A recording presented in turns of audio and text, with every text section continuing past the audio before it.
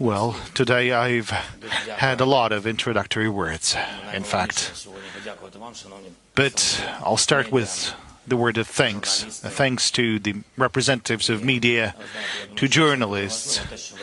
And I think that what you've done over this year is very important.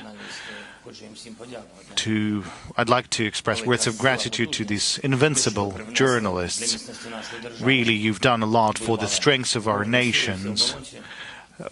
The armed forces of Ukraine was fighting, the whole people, the citizens of Ukraine was fighting, and you did your own role. The same goes to the representatives of our foreign partners. So I'm confident that you fully recognize what you've done for the victory. All this feeling will come. So big words of gratitude to you for speaking about Ukraine, for the fact that the whole world is not forgetting about Ukraine. This allows us to remain strong, to remain invincible and unbreakable. So this is already a year of invincibility, so big thanks to you. Big words of gratitude to your colleagues that are unfortunately no longer with us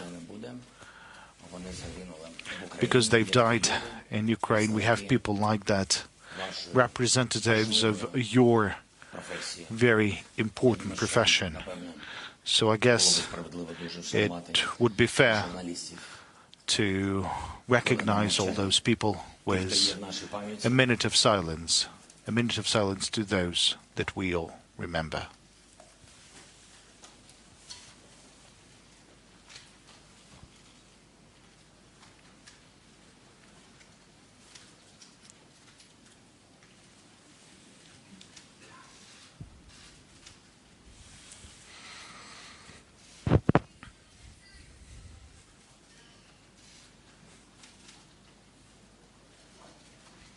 It's important to us. I think it's important to everyone.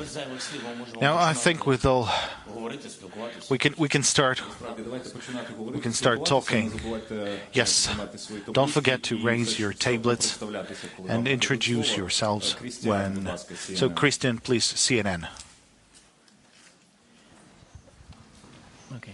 Mr. President, thank you for taking this question. Can we get him down? Mr. President, I'm interested in the timeline. Today, on the anniversary, you spoke to your own forces and you called for victory within this year. You have heard the Western friends, your partners, talk about as long as it takes. You know that the Russian leader believes that time is on his side.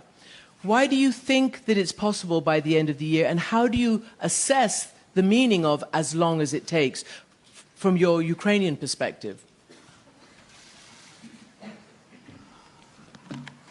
Thank you for this question.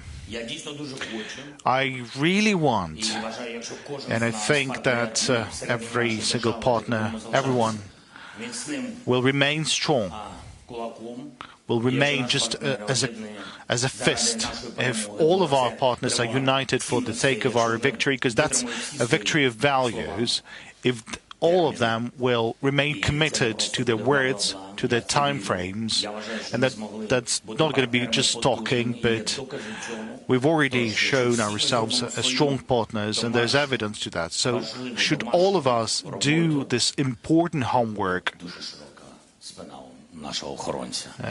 the bodyguard has... Okay, so if we'll fulfill our tasks, then we'll definitely have this victory. I'm confident that we'll have this victory. And I hope this will happen this year. We have everything to have it this year. We have friends, we have diplomacy, we have you. We have combined everything against this wave of invaders. I think not a single country in the world can withstand on its own something against this war. I think only the United States would be capable to do that, but fortunately they don't have neighbors like that. that. There's just a couple of countries like that in the world. And Ukraine is facing this war not alone. We have friends. We make sure this aggression, this war would not continue anywhere else. We clearly understand what the Putin wants, what Kremlin wants. We understand what the military political leadership want.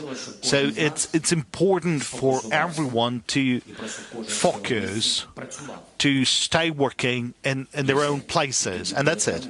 And then we'll have victory, because the truth, the righteous, is on our side, and the children that we love. And it's so horrible when we are losing them in the battlefield, around the battlefield. But they, Russians, they have countless of victims and casualties. That's their choice. Now, ICTV, Oksana. Good afternoon, Mr. President. First, thank you for your example of resilience, invincibility, and belief. We all believe in the victory, but now a lot of international experts are telling that we have a war of exhaustion, and not a single party would have resources to have an victory, clear victory, and then there will be a negotiation. So how do these negotiations look like? What's the ultimate victory for Ukraine looks like? I'm not thinking theoretically about how those negotiations could take place. We make very specific steps. Ukraine has initiated the peace formula at G20, although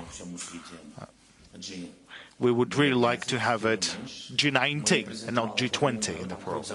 So we've briefed everyone on the peace formula, how we see that. And then there's the outcome of what Russia has done here and how it has an impact not only on our security, because there are different crises caused by Russia's aggressive steps. As you know, the occupation of the nuclear power plant in Zaporizhia, and then the blocking of the sea and all the chains of supply as part of the food security. You know all of those aspects. So what else can I tell you? We've offered the steps, and today we can see some interest in fulfilling this peace formula and supporting that. And I'd like to express words of gratitude to the country, because yesterday, or in fact today night, 141 countries has supported our peace initiative at the General Assembly. So the next step would be to engage as much as possible states for the first summit. I want really this summit to be as much fruitful as possible, so that we would have this summit conducted in a place, in a country that would be able to host as much countries of the world as possible. I'm working with our partners, with the team, in order to make sure that not only the strategic partners that are supporting us from the first days to be there at the Peace Formula Summit. And we're working hard to have representatives from different continents. We're working hard to have Latin America represented at this Global Peace Formula Summit, and so that there would be representatives of the African continent, so they would be engaged in this summit as well. We're also, frankly speaking, I would like to have India, I would like to have China participating. That's true. Our task is to engage as much as possible and to show the whole world that here's the respect to the territorial integrity, to UN Charter, to anyone's right to live. And the more countries will engage, the more support we will have. And we have developed the peace formula in a way which is very democratic. So it's a very clear step. So in order to reduce the risks among the countries supporting us, I mean, any country can support a single point of this peace formula.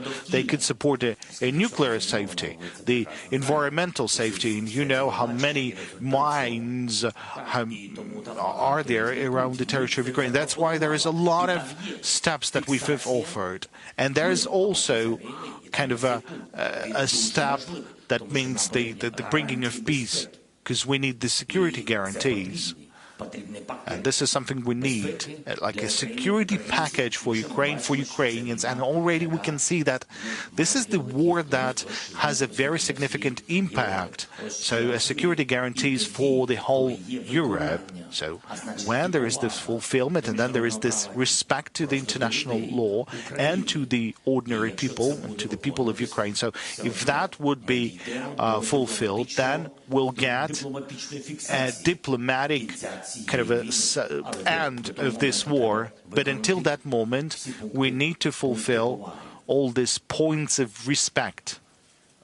Thank you. Now, the Mexican TV first row, please. Sorry, Mr. President, you were mentioning the resolution in the United Nations, the more than 140 countries that voted, demanding that Russia forces leave Ukraine immediately and without conditions. What do you say to the countries, the minority, that didn't support that resolution, that voted with Russia against it, or that decided to ignore it?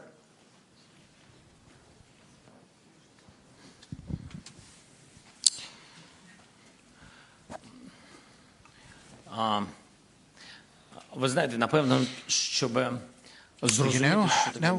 in order to understand the war, the consequences and the losses as the result of the war, because you're not only losing the territory, but you're losing people, leaving people.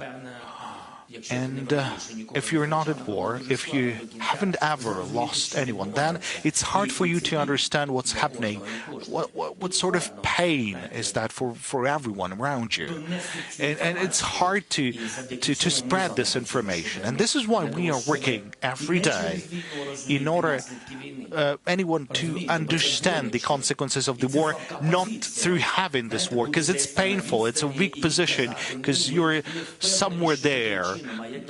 You're saying that we're not sure that in this way, but in what way? Should you definitely have a war with torturing, with rapes? Should you need to have it in every house of the war so that the people would finally understand the consequences of this bloody war? And then this big sick leadership of this Russian Federation, then there is this journalism to have this information being spread. It's hard to get this information to those countries that are voting against it. But still, we are working. There's 141 countries who voted in favor of that. There is this support to territorial integrity and sovereignty. So there's the answer. How these countries are, what sort of attitude do they have? So there's an answer in this support. Yes, they have to withdraw from your sovereign territory. Now, how do we work with the other countries? We do work.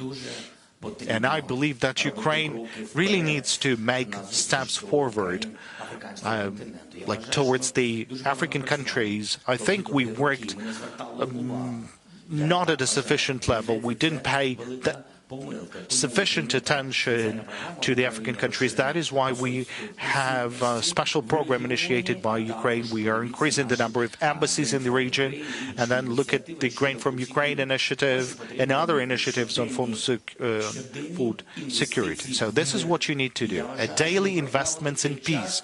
I think we wasted that time for many years since the beginning of our independence, and that is why currently we are fighting for our independence. And that's not a coincidence. We didn't have a strong fist of partners before the war, and that's right. But now we have it. But we're still lacking a number of individuals at this fist of common support. So, and I'm talking about the African continent, the Latin America. It's also very important, and I would really like to have a conference and a meeting, or rather a summit, with the Latin American countries and Ukraine. And it's very difficult for me to leave outside of Ukraine, but I would go to this meeting to tell their media, to tell their society, like, I'm ready to step forward. Our diplomats are making this step forwards. We're ready to work round the clock. If we'll get more hours in the daytime, we will do that. So this is how you would need to work 30 years unfortunately, it was the war that made us work so effectively, but nobody would have expected something like that out of neighboring country of Russia, that you would have something like that from Russia. There's this just willingness to destroy us completely, utterly. And that's why it's not a correction of mistakes. I'd like to say that I don't have any questions to anyone.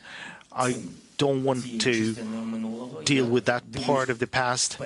I'm looking at the future. We need the total support of the war, and we will be victorious. We're working on that. And that dialogue is absolutely fair.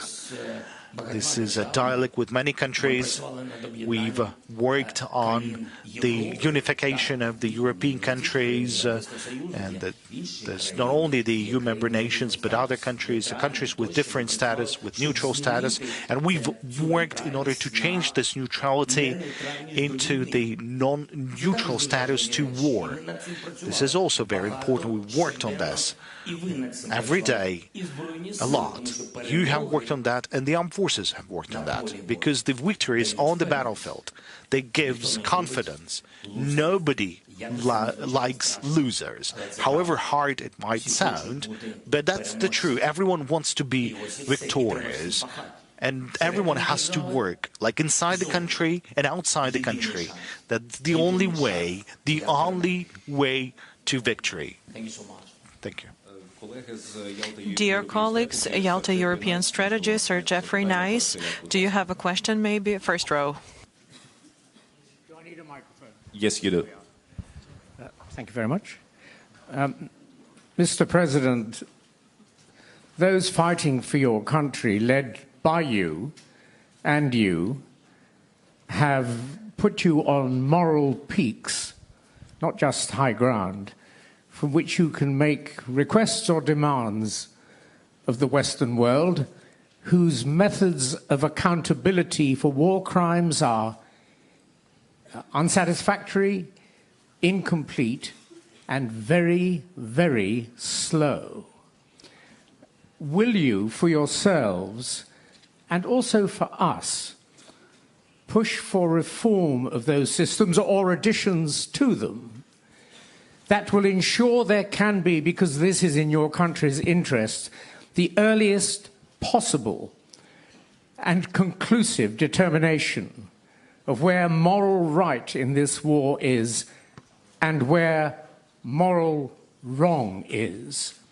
And supplementary to that, Mr. President, will you consider, to the extent possible, ensuring that accountability mechanisms for war crimes are dealt with by Ukrainians in Ukraine and in the Ukrainian language, remembering that the countries supporting you, if they found themselves in your terrible and unhappy situation, would demand nothing less for themselves?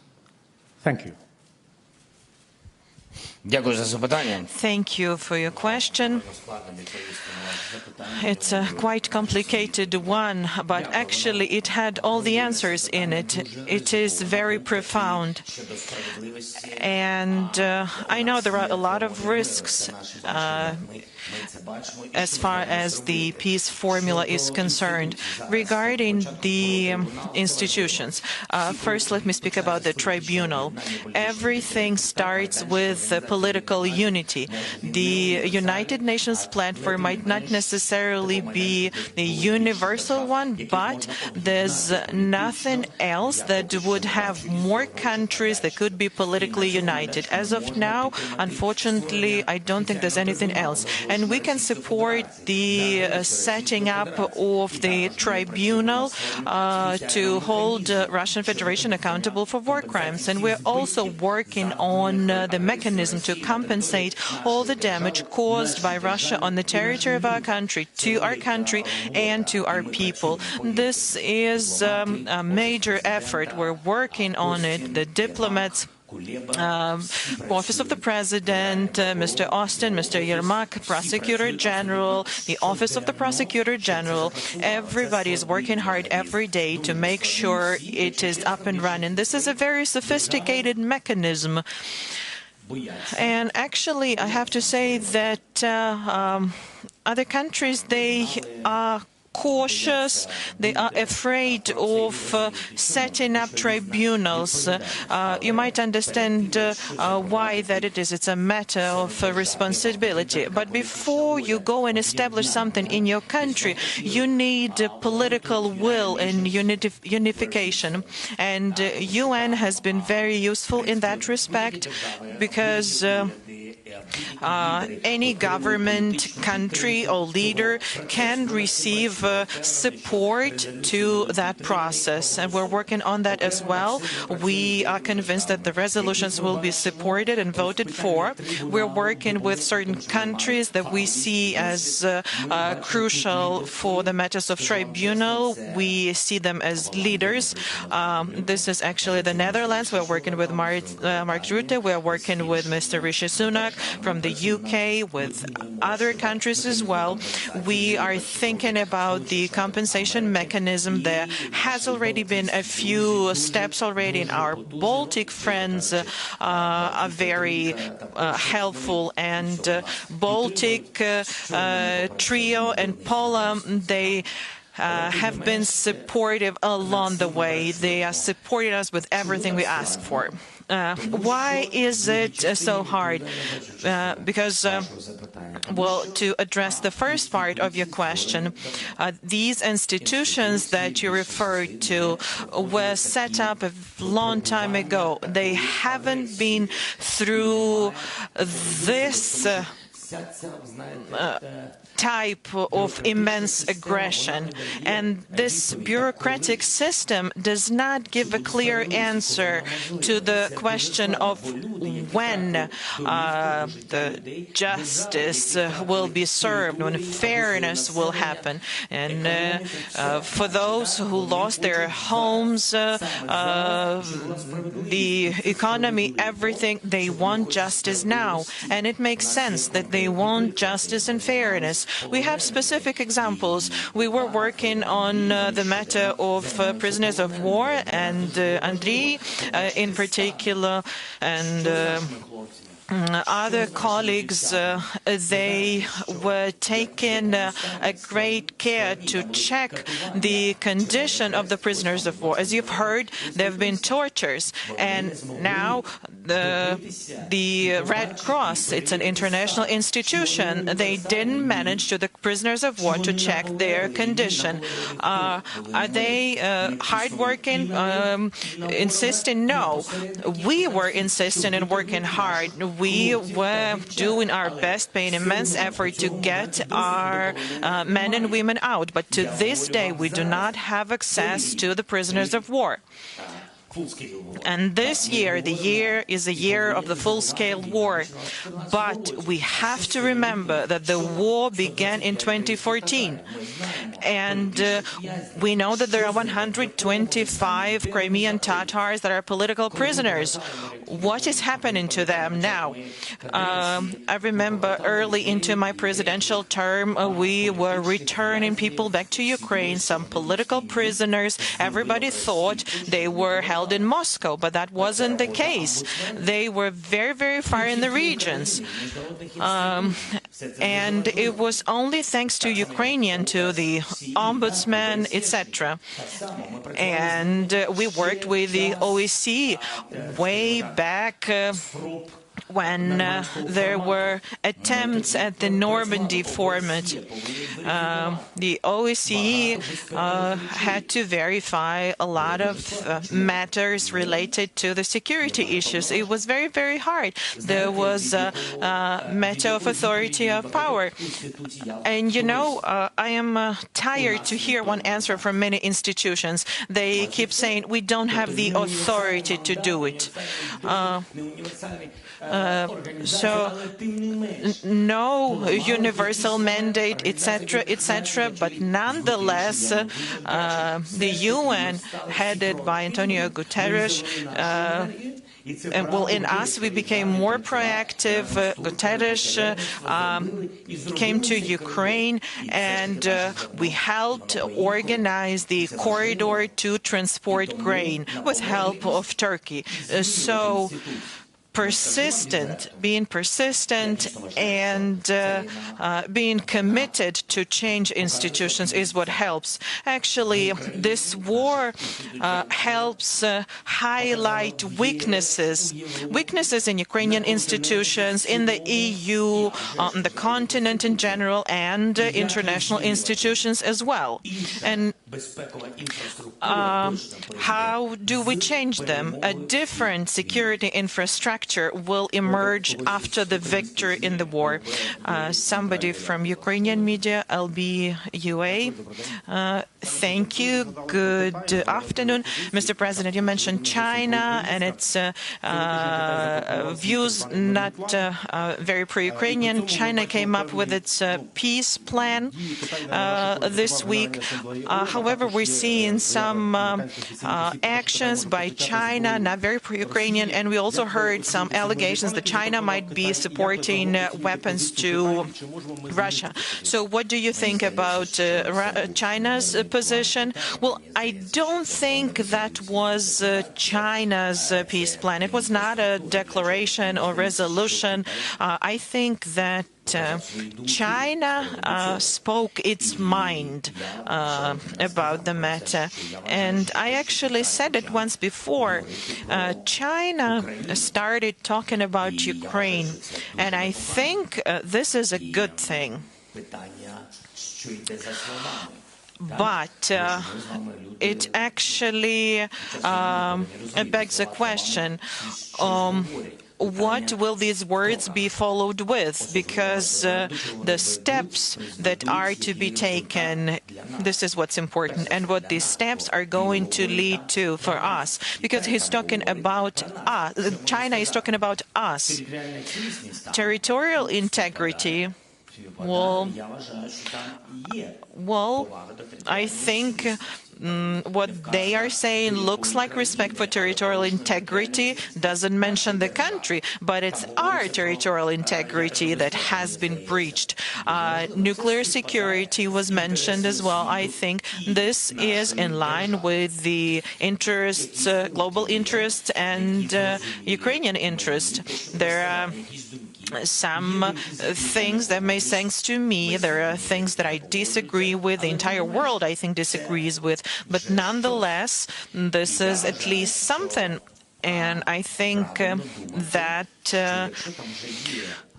we would be safe to assume that if there are ideas that are aligned with the idea of respect for international law, territorial integrity, and some security considerations, we need to put that to good use.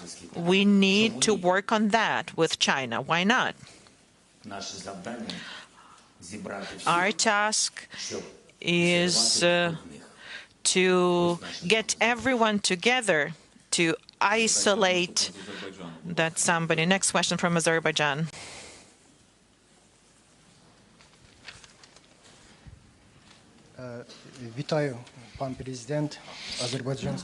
Good evening, dear Mr. President. I'm a journalist from Azerbaijan. What is the support to Ukraine from the post-Soviet countries, from Azerbaijan in particular? What specific steps do you anticipate, and what specific steps are you planning to take in internal and external policy? Mr. President, my son asked to take a selfie with you. Would that be okay? We'll start with what your son has asked, and then we'll discuss the question that you posed.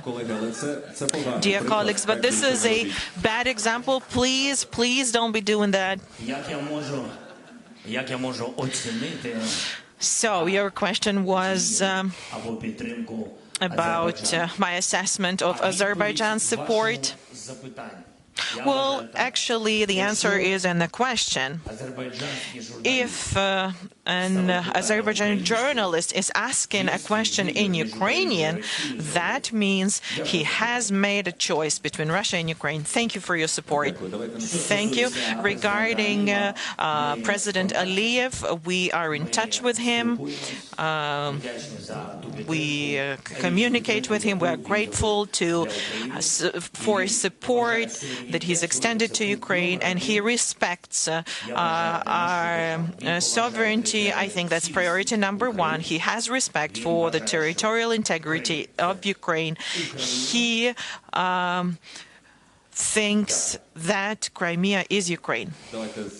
Thank you. Let's talk to this part of the room.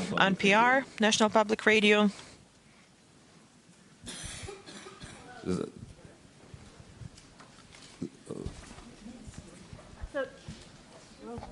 Oh, thank you. Can you hear me? Oh. Now, yes. Okay, hi. Hi. So General Milley says that you can't achieve your goal of kicking all the Russians out of Ukraine. I wanted to see if you think he's right and what that tells you about continued U.S. support and why.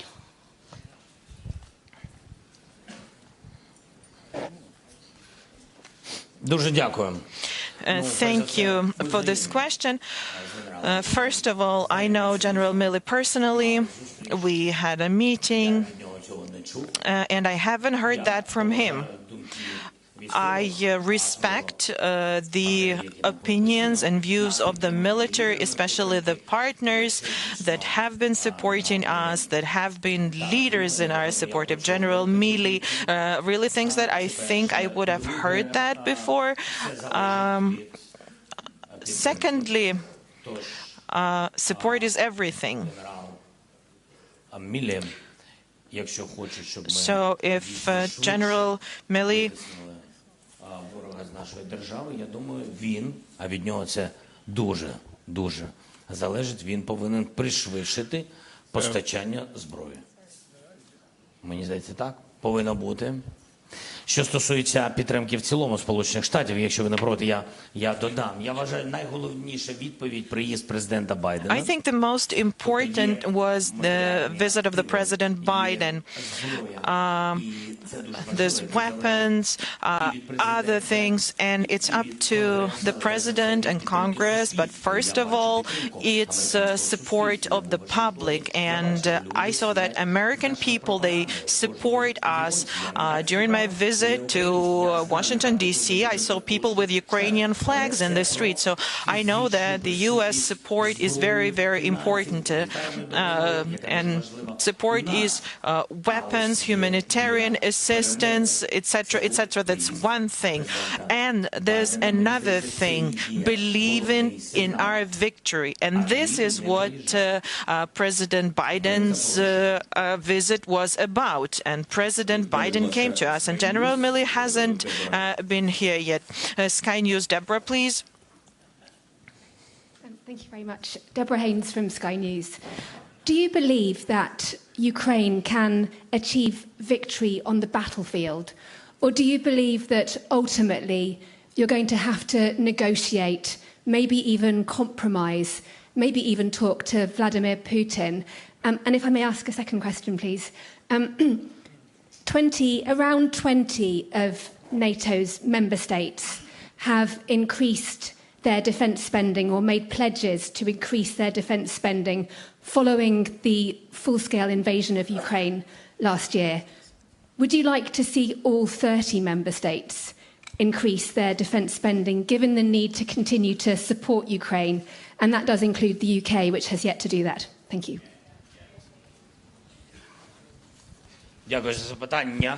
Thank you for your question. If I forget something, please make sure to remind me.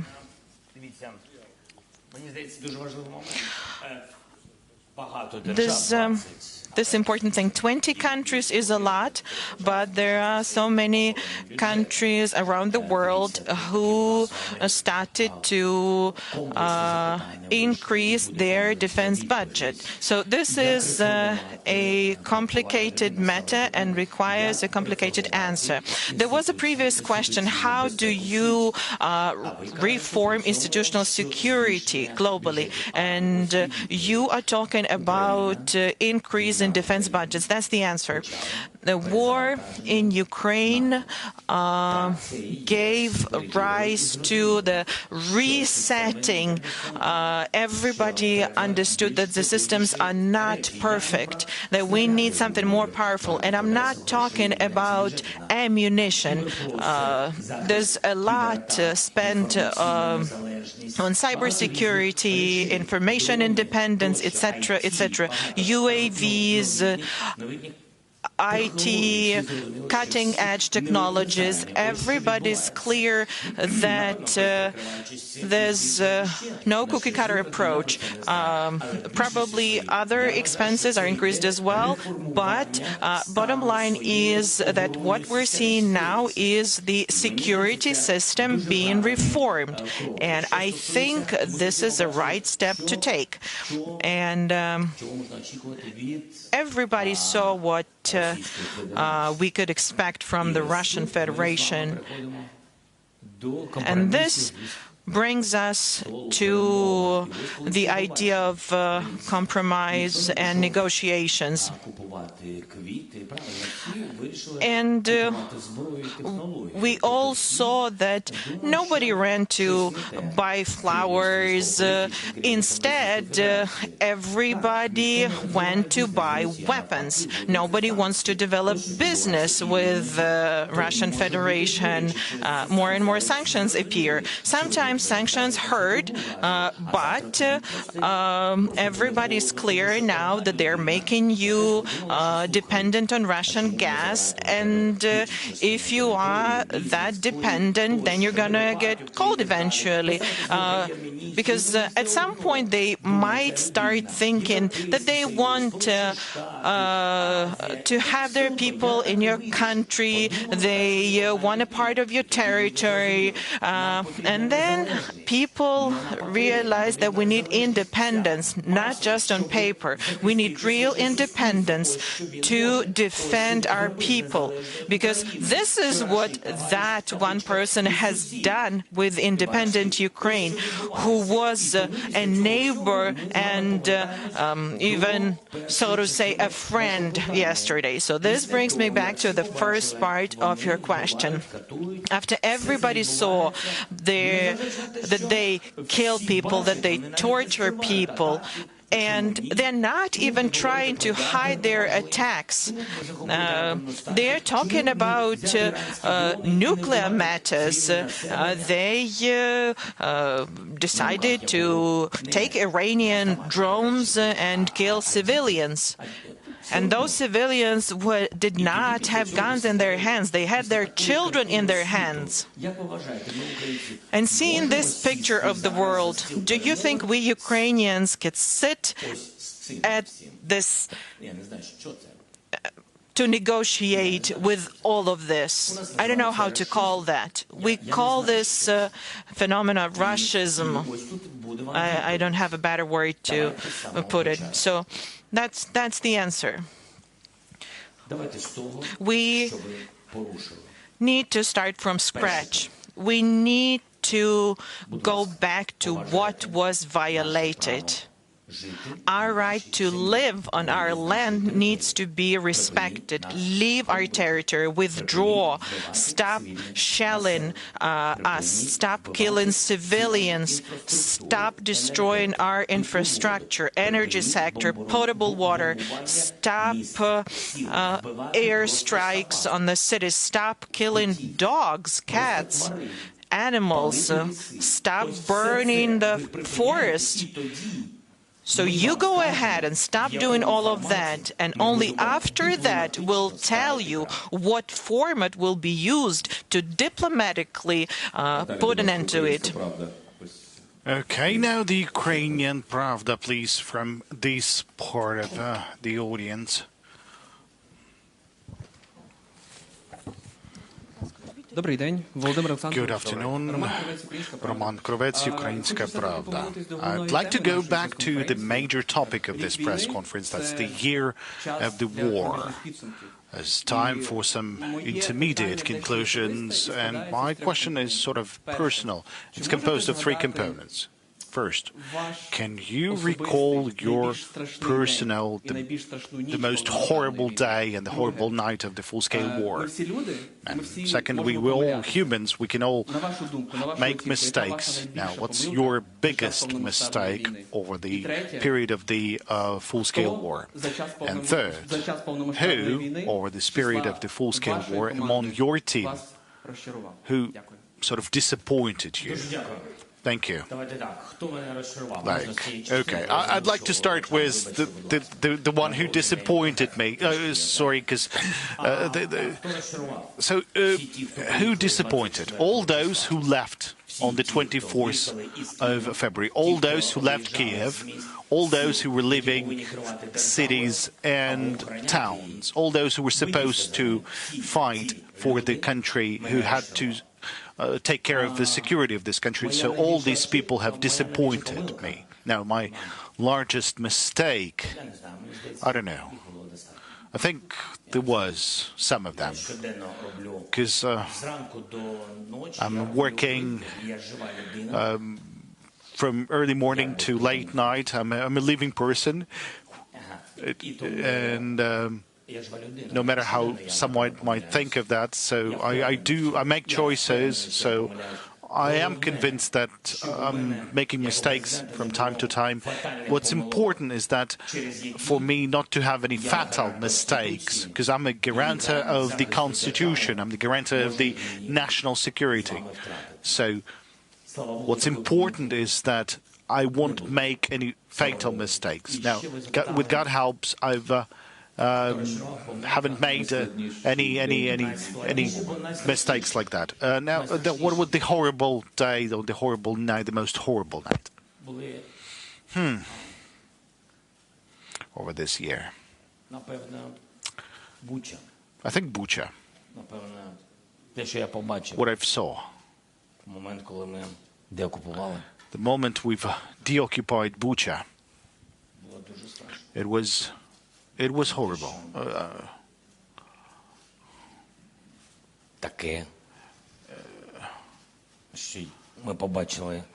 What we've seen, you know, the devil is not somewhere in the bottom, but he's among us, he's on this land. Now the Japanese company. Now I'd like to ask the colleagues to to pay respect to their colleagues, so just to ask one question, so please. Thank you very much, Mr. President. My name is Ada Suim. I'm from NHK Japanese TV. There is a G7 summit in Japan in May. Are you considering joining the G7? Because the Japanese Prime Minister, only Prime Minister from G7 countries didn't visit Kyiv yet. So what's the role of the Japan in G summit to accelerate the support to Ukraine? Thank you. За годину. Дякую за запитання. Значить, що важливо? Thank you for your question. Now, what's important? We have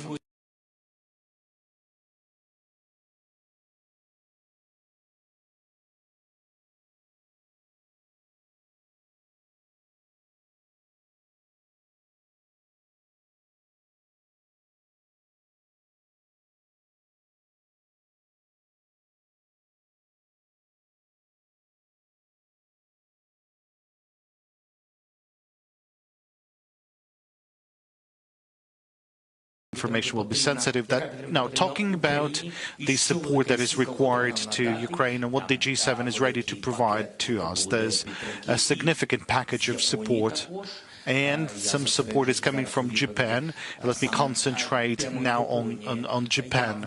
So I'm very grateful to the Prime Minister. We have a great understanding. He's very straightforward. So, and at a time of war, I have understood the true value of people being straightforward. There's a clear understanding and clear support. I understand the amount of fund that the Prime Minister is going to coordinate with the Parliament. I believe that's the mechanism for your country, that they need to coordinate the support for Ukraine. I don't remember all the details, but I feel this support and those messages that I've received from the G7 countries. Now, I was invited by the Prime Minister to visit Japan.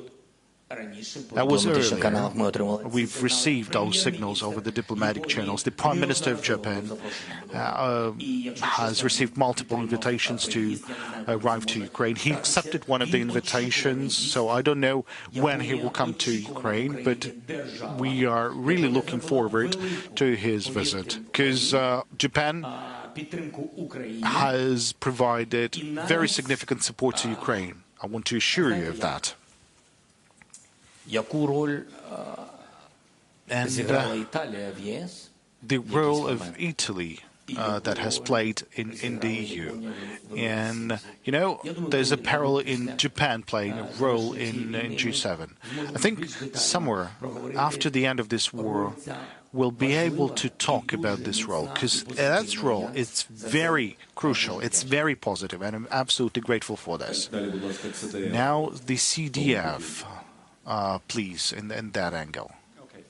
Ulf Schmiese, German television. Mr. President, 1 year ago, you've been the most wanted person worldwide. Now you are traveling sometimes abroad. You give press conferences without an embargo. Well, yeah. What makes you feel safer now? Are you less a target for Putin?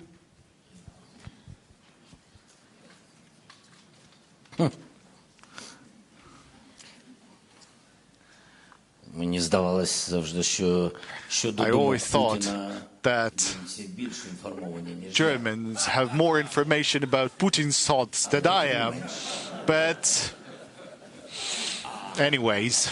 Such questions, sorry. So, anyway. So what am I doing? My task as the president, as the leader of our country, not to make even an assumption of support to Ukraine being weaker. I think that the unity of the world and maintaining this unity, this is my task. Whether I'm doing that right or wrong, I'm not alone in doing that, but still, there's moments, like in the beginning was a difficult moment, but we've demonstrated that we could have achievements, and I had rough dialogues with many, both official and unofficial, and it was a kind of a moment like that, and then the sun has risen in the ocean, and everyone has seen that we are strong. And it's not just a matter of we are stockpiling weapons, for example, somewhere. No. We need that to survive. We are not fighting. We are struggling for our life. And then there was a different stage. And then it was difficult. And it was fatigue. Well, the beginning of the fatigue. And it's absolutely fair for everyone. Every people has their own questions, challenges, prices, waves of inflation, many other things. The energy crisis, food crisis because of Russia's blocking seaports and doing many other things, causing many crises. And there are ordinary people. There's, you know, some of your thoughts, but then deep in your heart there's the support in Ukraine, to Ukraine. But so on the one hand there's the support to Ukraine, but on the other hand there's your own family. But it's important that everyone to know that this is not our war. We are fighting for all of you. And it's not this war that caused the crisis. It's the Russia that is intentionally causing this crisis in order to weaken your support and to blame Ukraine for this crisis. So my task is doing everything possible so that the world support would not be weaker. But I would like to underline that I wasn't alone in doing so. I was working together with the team, with the office of the President, with the Ministry of Foreign Affairs, with the Cabinet of Ministers, with everyone, with the Parliament, with everyone. Everyone who wanted to do that. And that is a very important aspect. And then there's this moment when you need to show gratitude to the world for not being alone and for even being gratitude to those countries who at first thought of not supporting you but then supported you. So now the moment has come to show your own words of gratitude, because now these countries have their own challenges. So I wanted to come and to support those people. It's absolutely fair, because they done a lot. I don't know how many people were saved by many countries. I mean, Germany has done a lot of contributions, and in the EU, because they've contributed money to the weapons, to the tanks, whether someone might want it or no, or like it or no. That's a fact. So I wanted to do that. I wanted to go and to start a new page for all of us, for our capabilities.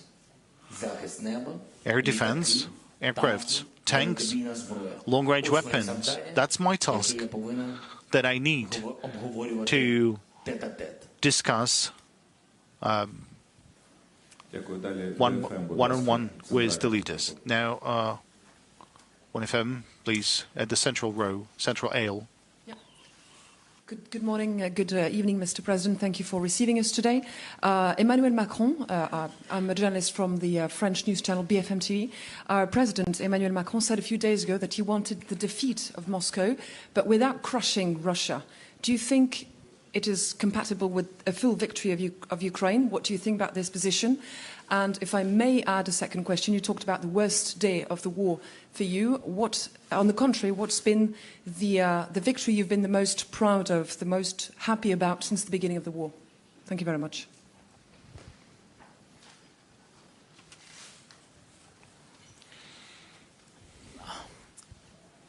Emmanuel. Now, about Emmanuel. Many countries started to speak about what's going to happen after the defeat. I believe that this is informationally in favor to Ukraine. Now, what's going to be happening after this defeat? And it's important that the faith of the countries and the faith of the societies, because they always sort of get together and they always respond to the atmosphere. So that's a signal to all of us that most of the countries, primarily from Europe, they believe in the victory of Ukraine. And therefore they believe in the defeat of the Moscow. Now the major question, what you said. Now, what's going to happen to Russia? Do you mean this one? Do you mean that? Well, actually, I don't care what's going to happen to Russia, frankly speaking. They have their own state. They have to think of their own country. If they would be thinking about their own country, there would be no war. If they would be thinking about their own democracy, freedom of speech, democratic reforms, not having slavery, prosperity instead, then it would be a wealthy country, because from the standpoint of natural resources, they're a wealthy state, but that takes time. You need to think of that. And we are currently working, we're currently thinking. So if we're thinking about the development, then we'll have no time thinking about the aggression or whatsoever. Well, how to cope with COVID. Remember, that was a big challenge to everyone in the world, when all the countries, the adequate countries in the world, like they were then thinking what to do to their society. Now, someone else is thinking now, how about I do something against someone? So it's all about their question, their future, their destiny. Now, I don't think of this. I don't want to say that some leaders are mistaken about something. No, everyone has their own point to raise, but I think that the elite, the business, which is sanctioned in a very failing manner, their accounts being blocked, their yachts being blocked by the oligarchs of Russia, their real estate, their business outside of Russia is also being blocked. All of that is something that these wealthy people are not very happy about. They had their children studying abroad, that's their right. Now they're deprived of all this comfort. But what do they have? They have what is left in Russia. Now, do you think they would allow really to have 20 or 40 more Russias instead of one? Do you think they would be sharing their own business with someone? Do you think they would be happy about everything being blocked abroad and they would be not thinking about how to save their money? You know, we think of many different things. And I think they would be able to cope with that on their own. More pressure, more sanctions, more isolation against Russia. In this case, their elite would think what to do inside of their own country, so that with their own new policy, someone might be willing to negotiate. I mean, we are interested in that. Thank you. Maybe a question in Russian at a TV channel called Freedom. Good afternoon. Ksenia Barvinenko, the channel, there will be a question in Ukrainian, even though that's the Russian channel. A year ago, when we were all shocked with the full-scale war, still everyone was calling upon our Western partners to provide us the aircrafts to close the sky above Ukraine. At that point, everyone was telling that it's impossible. Well, the same was about Leopards, but Leopards are already in Ukraine. Now, talking about the aircrafts, there's a lot of debates. We can hear a lot of statements. 3 weeks ago, the U.S. President Joe Biden said that they're not transferring F-16s to Ukraine. And then we're hearing statements from our politicians, from our ministers, that there is already a dialogue and there will be a positive decision for Ukraine. Now, can you explain what's the real situation with the F-16s? When are we going to have them? Maybe if not F-16s, maybe F-22 Raptors or something newer. The Victory Day, I would like to finish answering the question of the French journalist. The Victory Day is going to be the happiest day for me, and not only for me, but for every Ukrainian. And now to your question.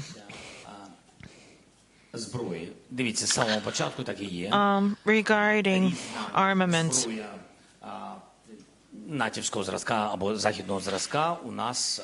there are different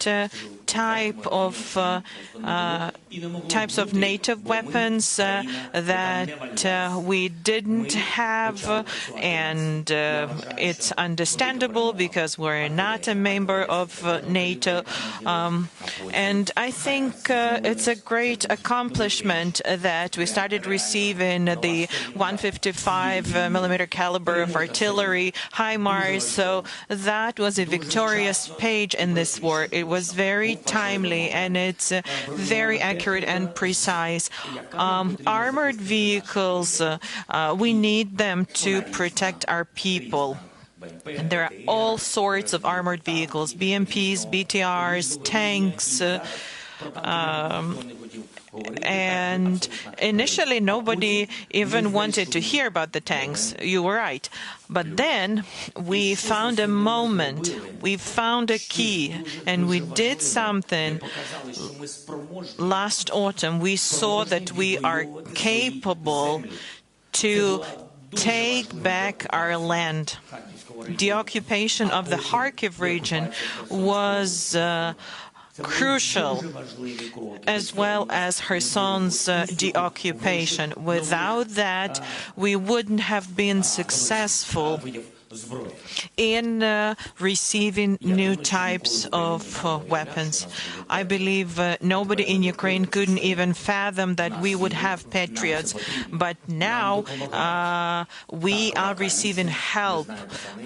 People believe in us. There's a tank coalition. This is a lengthy, hefty process. This is the only weakness, because time means more people that we lose. And it's horrible to be losing our defenders. So that is why expediting deliveries of weapons, expediting delivery of not only air defense, but counter UAVs technologies, sea drones, etc., and also aircraft. And our partners, they know that we want to use that to protect our sky, to protect our people and our infrastructure. And that is why we started working on it. I had a meeting with the Prime Minister of the United Kingdom, and actually this meeting is an answer to the question whether Ukraine stands the chance of receiving high-level aircraft. The training with the UK is starting. I had a meeting with Polish Prime Minister Mr Morawiecki today. We are looking into training opportunities. We are negotiating. And there are 3 more European countries that we can receive training and aircraft from. It is also a matter of time because it requires training, but this is what we're looking forward to, comprehensive protection of our sky. Financial Times in the center. In the center, please.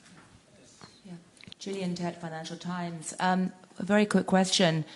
You talked about the Chinese peace proposal and welcomed some element of it, but it did not mention at all the withdrawal of Russian troops from Ukraine. Given the views of the parliamentarians, does that mean the Chinese peace proposal is dead in the water? Ви сказали, що буде коротке питання. You said it was going to be a short question.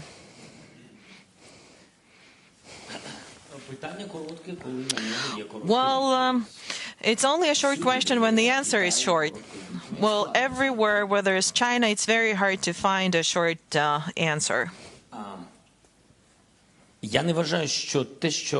I don't think that what China did was an offer in and of itself. I believe it's only the state on whose territory the war is taking place can do that. So we came up with an offer of our own. We came up with the peace formula. Well, I think it was an important signal that China looks like is going to participate in it. That seemed as their views. As of now, I'm seeing this as a signal only. I don't know what comes next. It depends on the further steps taken. I want to believe that China is going to side with the idea of fair peace and fairness, which is our side. I really want to believe that China is not going to supply weapons to Russia. This is very important. This is priority number 1 for me, and I'm doing my best to prevent that from happening. It is very important for us. Because, you know, it's better the way things are for China now than in Russia's embrace. Because, you know, there's this risk of the Third World War. And only after we see specific steps, will we be able to discuss them? So far, I'm just seeing an opinion. The most important is territorial integrity, and territorial integrity implies withdrawal of Russian troops. If it's not there, that means it is not okay with us, the way it is written now. If this is what's implied, that there is no withdrawal of Russian troops. Prime Minister of Sweden, Carl Bildt, no question? Okay. Thank you. Then next, Anadolu Agency, please, here.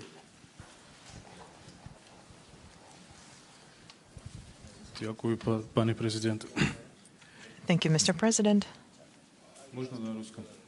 Can I ask a question in Russian? If Turkish President Erdogan prepared for negotiations in Istanbul, and if Russian President were to wait for you there, would you accept that? Are you from the Turkish television, Turkish news agency in Turkey? I just had a conversation with President Erdogan before our press conference. We had a nice conversation. I expressed my condolences. You know that this is a tragedy for us as well. And the President reached out to me, and we sent Ukrainian specialists to help with this earthquakes situation. We sent cargo planes. This hurts us too. As a country in war, we perceive this pain as our own. I'm very grateful to President Erdogan for his assistance, with the grain trade matter, with Azov regiment. We managed to return some of the men that could have been executed. It wasn't all of them, but still, President Erdogan has done some things that are very, very useful to Ukraine. And he knows what I think about what you asked about in your question. He knows about my views. I reached out to him and we discussed it even before the war. And I told him,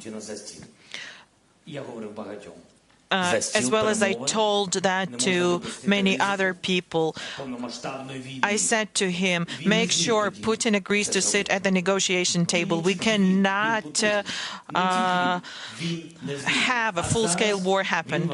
And he couldn't do it. But now he thinks he can. But we no longer are able to go for that. It's a different person. Putin, there's nobody to talk to. Ukrainian Novina News Agency. Good evening, Mr. President. If I may, I'd like to ask a question about internal matters, internal processes. As we remember, in 2021, the National Defense and Security Council imposed sanctions against 100 Ukrainians, the so-called blacklist, the U.S. blacklist. Those were the people that were sanctioned there. And there were a lot of well-known businessmen, high-ranking officials in that list. But also some people were missing in that list, and they should have been there. In particular, talking about an official, Eduard Stavitsky, now known as Nathan Rosenberg. In 2021, the U.S. Treasury imposed sanctions against him, but unfortunately he's not under sanctions now. And you know what kind of person he is. You know that he's been anti-Ukrainian, he's prosecuted by our Ukrainian law enforcement. So the question is, how can you explain that during the 9th year of the war and 2nd year of the full-scale war, people from Yanukovych circles still have businesses in Ukraine. It is not sanctioned. And one more. Well, just a minute. Let's answer. Let's address this one. First of all, I'm not quite clear who you were talking about. Well, every time the U.S. gave us a list of persons to sanctions, we would mirror that and sanction them. And if the person you're talking about is culpable, then we will correct ourselves, but you have to be clear that we're talking about hundreds of people that were sanctioned. I cannot have information and know about each and every one of them. Well, you could just give me the materials. Bogdanov, who is Bogdanov? Reznikov-Budanov's case. We remember what happened and what didn't happen. You understand what I'm talking about, right? I just wanted to hear from you what happened exactly. Please ask a question. Was there a talk of replacing the Minister of Defense, Reznikov? In particular, Mr. Budanov was a candidate, but he wasn't appointed due to some reasons. Well, the reason was that it's only the civilian that has to be a Minister of Defense, but he's military, and so that runs contrary to the law. Did you have a conversation with Reznikov and Budanov about the situation? Well, the decisions that I'm making as a Supreme Commander-in-Chief with regards to the security and defense of our country is something that I do not discuss publicly, some of the decisions. One of those decisions is security situations in some areas of the country and some institutions. I had some ideas. I'm not talking about the ministry specifically, but rather about the infrastructure that is supposed to be providing security. So I was thinking about making them stronger with different approaches. And this was with regards to the border regions of Ukraine and temporarily occupied close to the line of contact, bordering the occupied territories. And this is the context in which I was discussing this matter. Had I wanted to appoint our main intelligence official as a defense minister, we would have done it in line with the Ukrainian legislation, of course. IEC-24, Israel.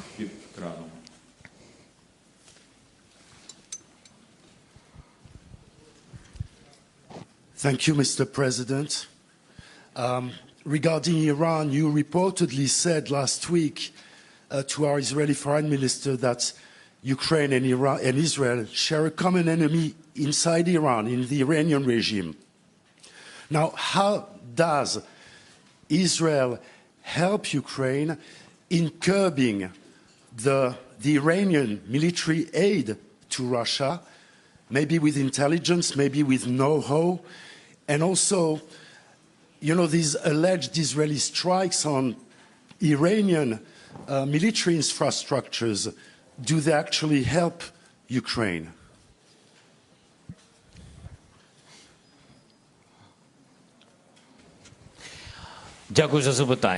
Thank you for your question.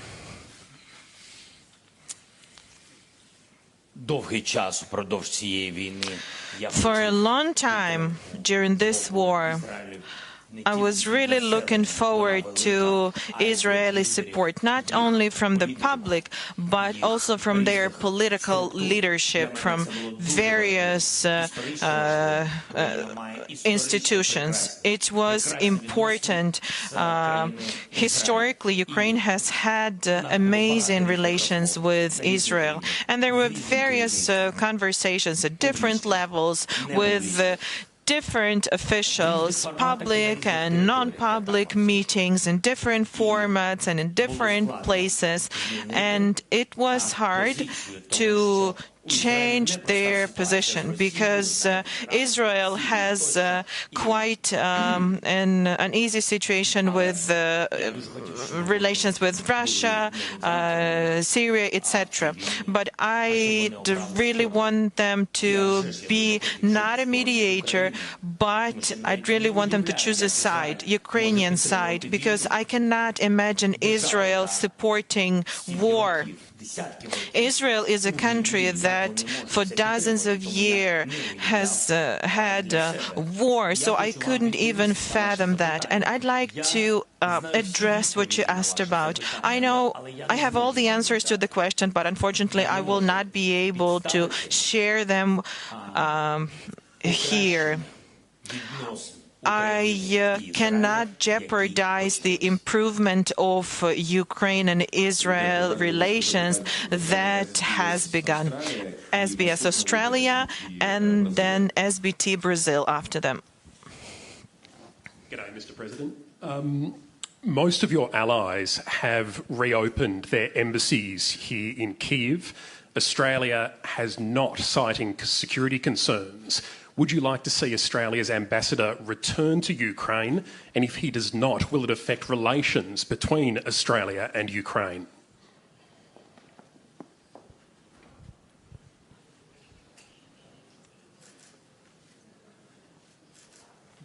Приємно мати справи. It's so nice to hear a question that you can say yes to. Наступне, пане президент. I'll be very happy. Really, I have relations with Australia, and really they really helped us a lot. And you know, the very important thing, I had big, huge deficit with armed vehicles, and it's very important, yes, moment. And I don't want now to share all information how many we've got from Australia, but anyway, we've got it, and that is great. That's why to shake hand the ambassador of Australia, I'll do it with pleasure. Please come.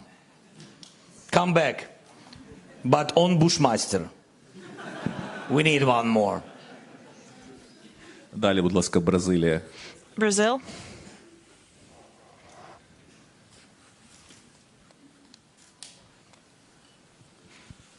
Mr. President, President Lula is trying to gather countries outside Europe and North America to facilitate, to bring both sides to the negotiation table.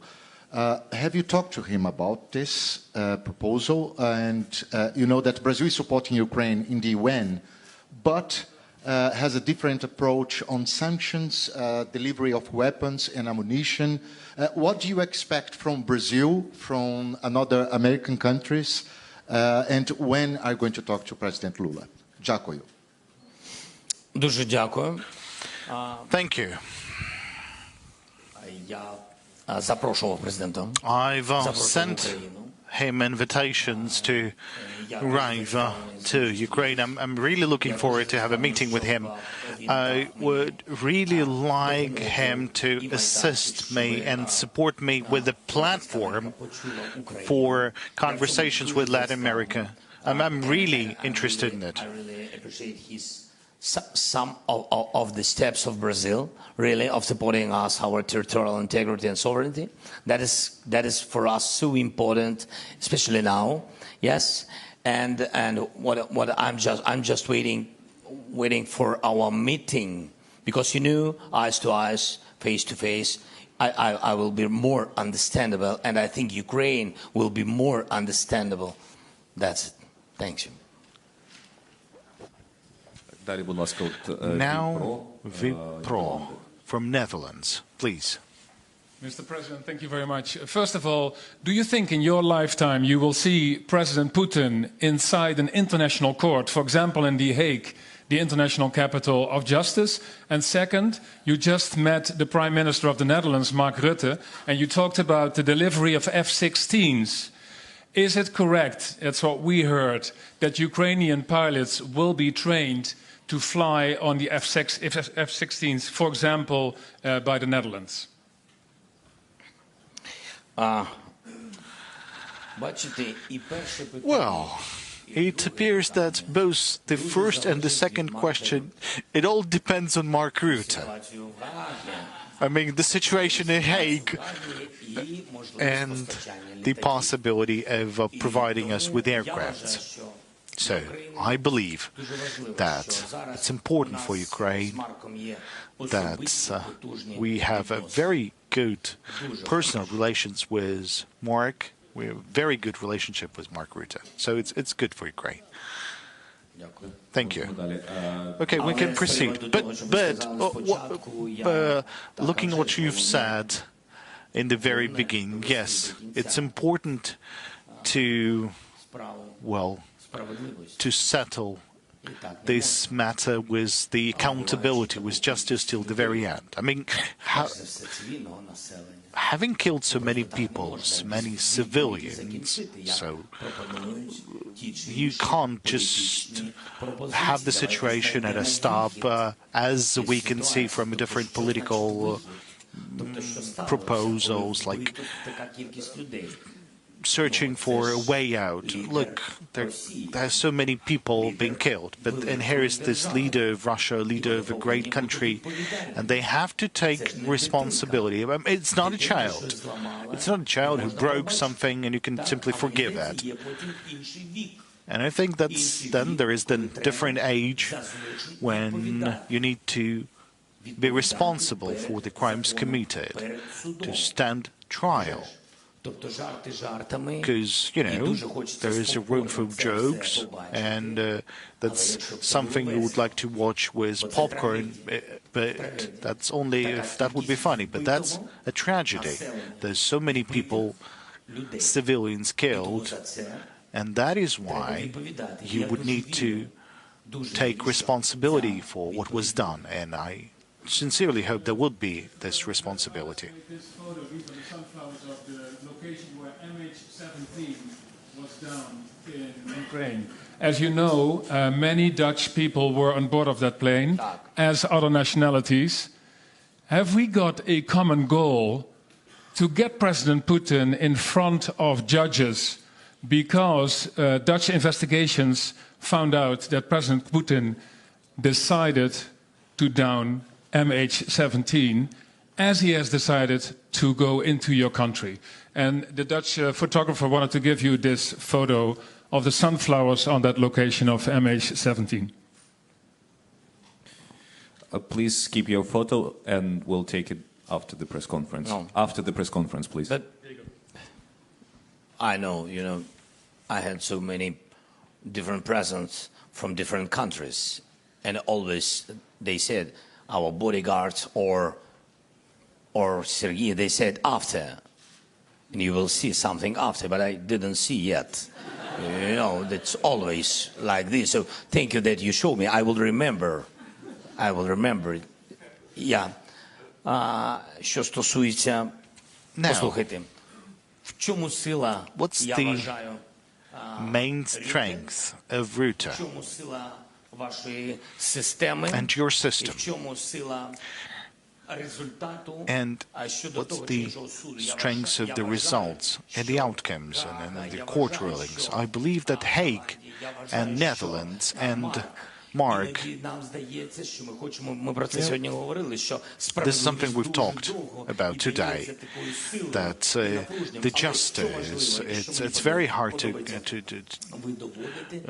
have it. But what's important is that Netherlands always gets things done till the very end, just as it was with MH17. So I hope the same would be with the war, that we together will have this case towards the court, towards the fair court ruling. Now from Spain, and while you are waiting for the microphone, it's getting darker.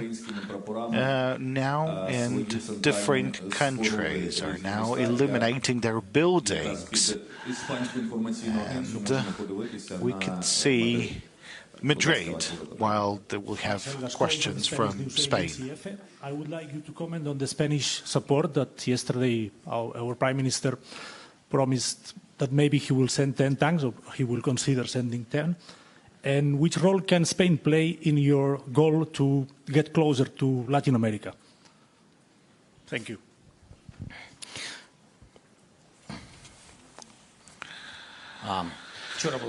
Yesterday. Was it yesterday? Was that yesterday that we had a meeting with Pedro? Oh, it was yesterday, indeed. So yesterday we had a meeting with Pedro Sanchez, the Prime Minister of Spain. First and foremost, I want to say that we had a lot of skepticism in Europe, and that's correct in terms of our candidacy. And we met Pedro, he met Ukraine, he got accustomed with Ukraine. So Ukrainians played a great role. He saw our country, he saw what we are fighting for, he saw the way we're changing. What's important that he saw that institutionally we were running in parallel. I mean, everyone has continued to work. All the banking institutions, the rest of the institutions still working despite the war. And I think it's great that he came in April. He was among the first leaders to arrive to Ukraine. So we found the relationship through him. And I think that the Spanish society has understood Ukraine better through him as well. And then there was this attitude of your society towards our internally displaced persons and refugees. If I'm not mistaken, there's 165,000 Ukrainians currently hosted in Spain, and that's a lot of people. He understands what we are fighting for. He supports us in the EU, and I know that he's supporting us in the security matters within the NATO. And from what I can see, that Pedro Sanchez, we've already established some personal connections with him. He said that we will help. He said that about increasing the number of tanks, and I think that's his authority to say how much more tanks he can get for Ukraine. We talked about other equipment for Ukraine. We are grateful because we had some previous conversations about Hawks. That's the air defense systems that we were supposed to receive, then some other gear and ammunition to reinforce the capabilities of our forces. So that's something that we have. Then NBC, please.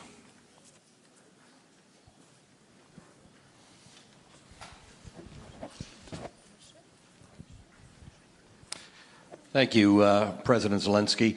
Last week, the president of Poland had said that if this war is still going on 1 year from today, there's a real danger that an empowered Russia will invade another state. Given how effectively you have held back a Russian advance with NATO's help here in Ukraine, is it even conceivable that Russia could invade another state, particularly a NATO state? На жаль, так. Unfortunately, yes. Unfortunately, I believe it's possible. And that might happen. Why? I can give you an explanation. President Putin needs to demonstrate successes and victories. So there is not going to be a success on the battlefield in Ukraine, and he will not succeed with the massive revenge in Ukraine. So he would need to demonstrate success, and everyone understands that he can have success in weak areas, and better it would be countries that was under the influence of Moscow before the war. or during the Soviet times, and it's better to have some sort of conflicts or maybe some sort of Відбувається. І тут Молдова, ви знаєте приклад Молдови. You know the examples of Moldova. You know that our intelligence have intercepted the documents, and I openly, publicly told this. I brought this information to the EU. I have provided that. Well, the moment I have received this information, I transferred that information to the President Mayassandu, and there's evidences that they wanted to replace the leadership of the country. Now, let's think how they can do that. How? I mean, they don't have common borders with Moldova. That means there would be an amphibious operation. That means an attack from the Transnistria or the attack of the Chisinau. So that's something that is happening, and they might be doing that. They might be developing this direction, because I don't remember when was the meeting. It was on the 10th of February. There was the meeting in Brussels. Now then, that's the end of. Now we have this end of February. That's the 24th. So it took them 2 weeks to find a different informational attack. So now they're saying that the situation at the borders, along the contact line between the Transnistria and Ukraine. Now, at this area, they're saying that there's some misunderstandings, some shots being fired, and they're saying through the media that Ukraine is planning to go to Transnistria. Why? Because they clearly understand that we respect the territorial integrity of Moldova. And we believe that the territory of Transnistria is, in fact, the territory of the independent country of Moldova. And they keep provoking us. From the very beginning of the war, we had some shots fired from Transnistria, and they wanted us to go there. And I told Moldova to think about this and to how to settle this issue, because that was a very difficult situation. That was in the beginning of the war. They tried to provoke from different sides. There was informational hybrid war and steps being made like that. So I think that Russia will try to have at least some sort of success. Look, a missile crossed the airspace of Romania. You know that, and then that missile hit the Ukrainian territory. So they will keep on doing steps like that, I mean Russians. And it's better to prevent such capabilities through sanctions and through making any other steps. We have a question, maybe from this area, we have a question from Romanian National TV.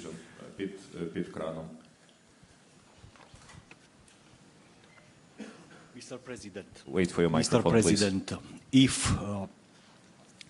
after a year of war, even more, you may feel that solidarity in other countries may be diminishing, can be tiring, what is your message to them? Thank you, Mr. President. Який меседж? Складно говорити про зменшення підтримки України. It's hard to talk about diminishing support for Ukraine when you keep showing everything in yellow and blue in different parts of the world, and I'm very grateful for this. You can't reduce steps like that or diminish steps like that. You can't diminish work that you're doing, and of course you should not reduce the support to Ukraine. What I'd like to tell your societies, maybe you learned more about people from Ukraine, because you've hosted a lot of people who were forced to leave, primarily women and children. And I believe you understand that. The majority of them, they're willing to return, and by helping Ukraine, you're helping all of them. Now, if you will reduce that support, that's your support, that's the support of your integrity, of your sovereignty. Just now we told you that a missile crossed your airspace, but you're a NATO member nation. Now, God forbid this missile will hit your territory, what the NATO will do? They will have to select what to do. Should they preserve the unity in NATO and show the strength, or no.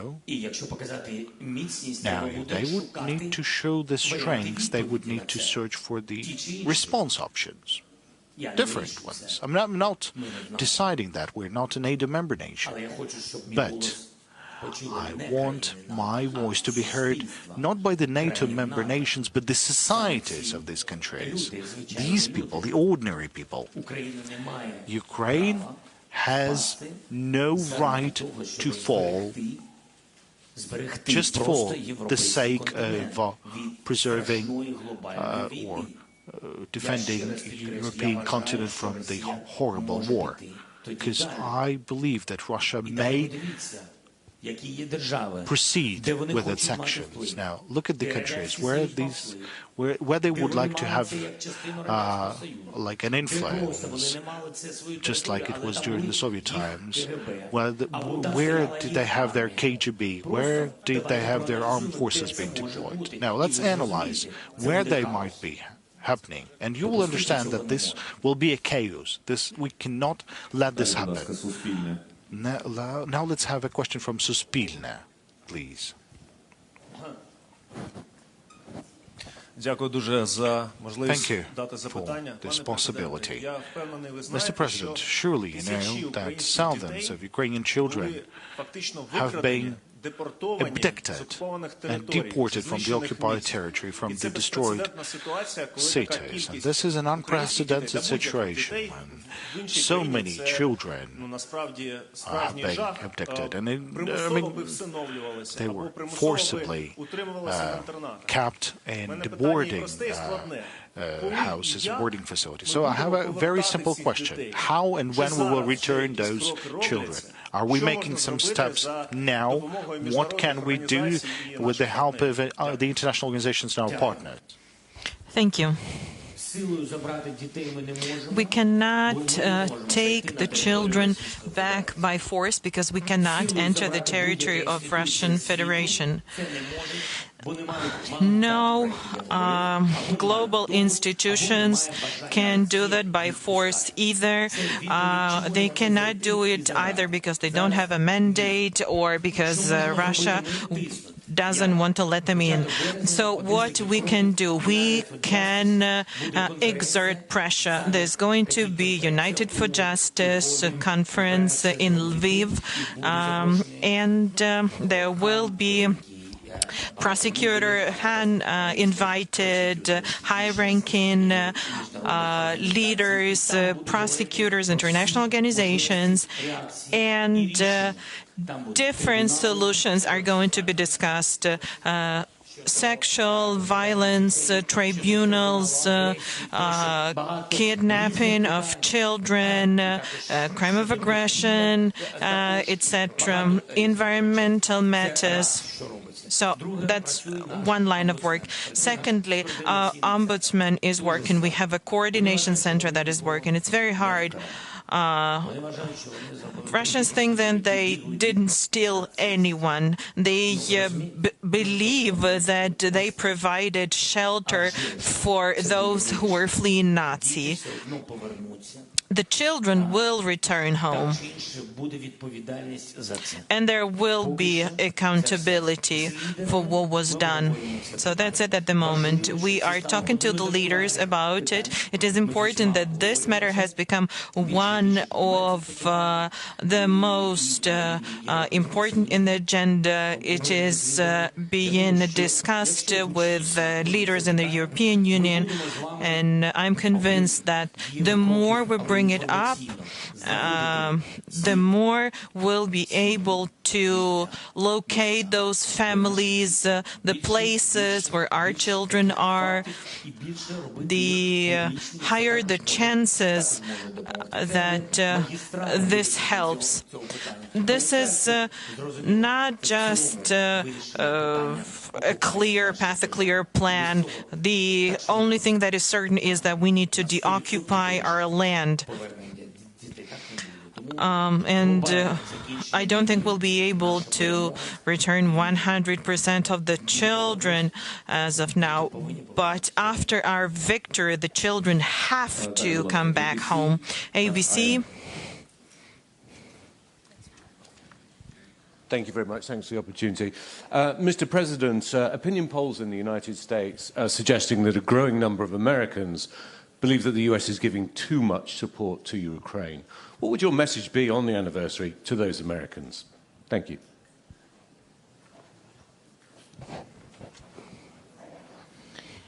I would like to thank the American people.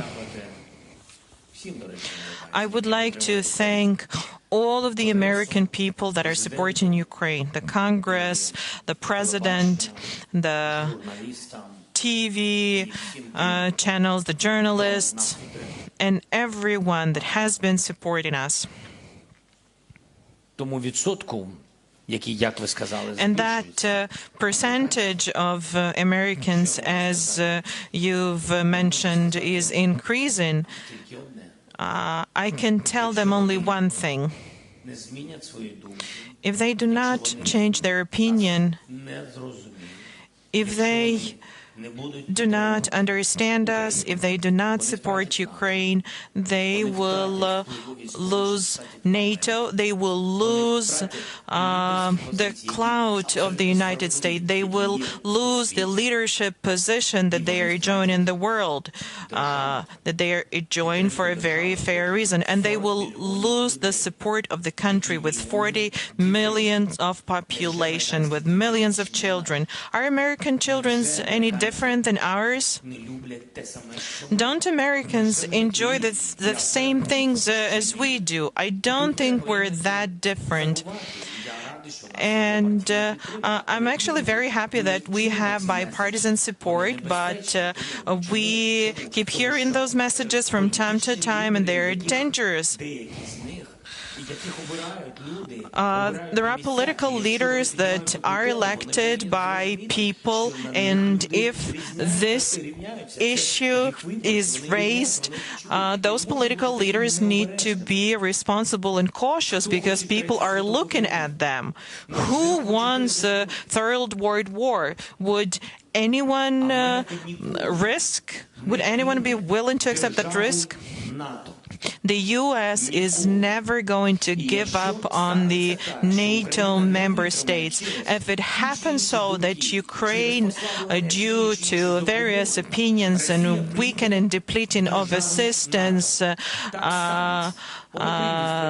loses, Russia is going to enter Baltic states, NATO member states, and then the U.S. will have to send their sons and daughters exactly the same way as we are sending their sons and daughters to war, and they will have to fight. Because it's NATO that we're talking about, and they will be dying, God forbid, because it's a horrible thing.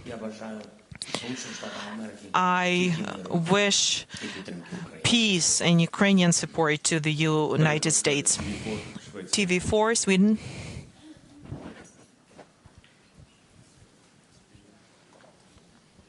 Thank you, Mr. President. I'm Anders Kraft from Swedish TV4. Thank you for your hospitality. The people here are very nice. It's my first time in Ukraine. Today, Sweden decided to donate or send more tanks and more military aid, including Leopard tanks. Do you have a special message, something for my viewers, the Swedes, today? I would like to thank them.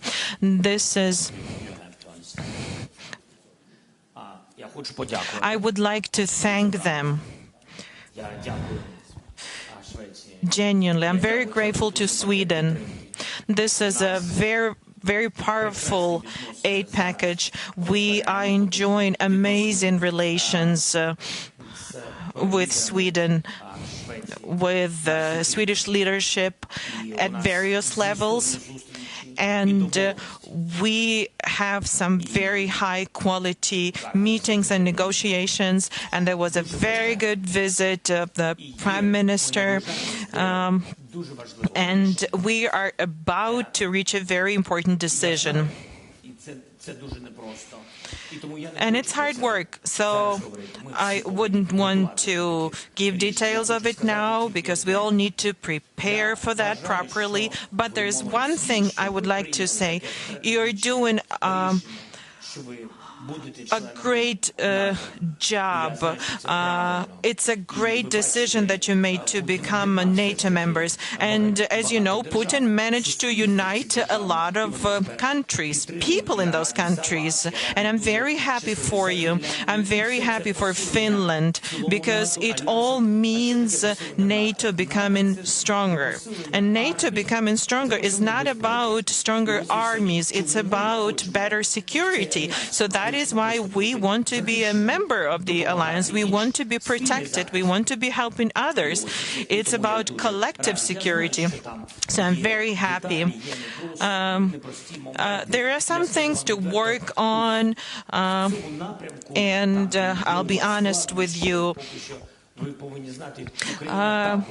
You have to know that Ukraine is also helping Sweden. Thank you. South Korea, JTBC, if I'm pronouncing correctly.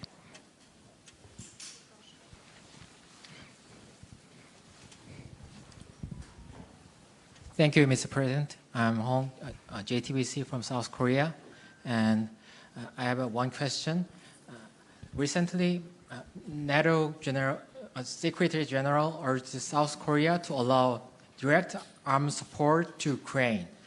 Has the Ukraine government asked South Korea for direct armed support, and can you tell me why?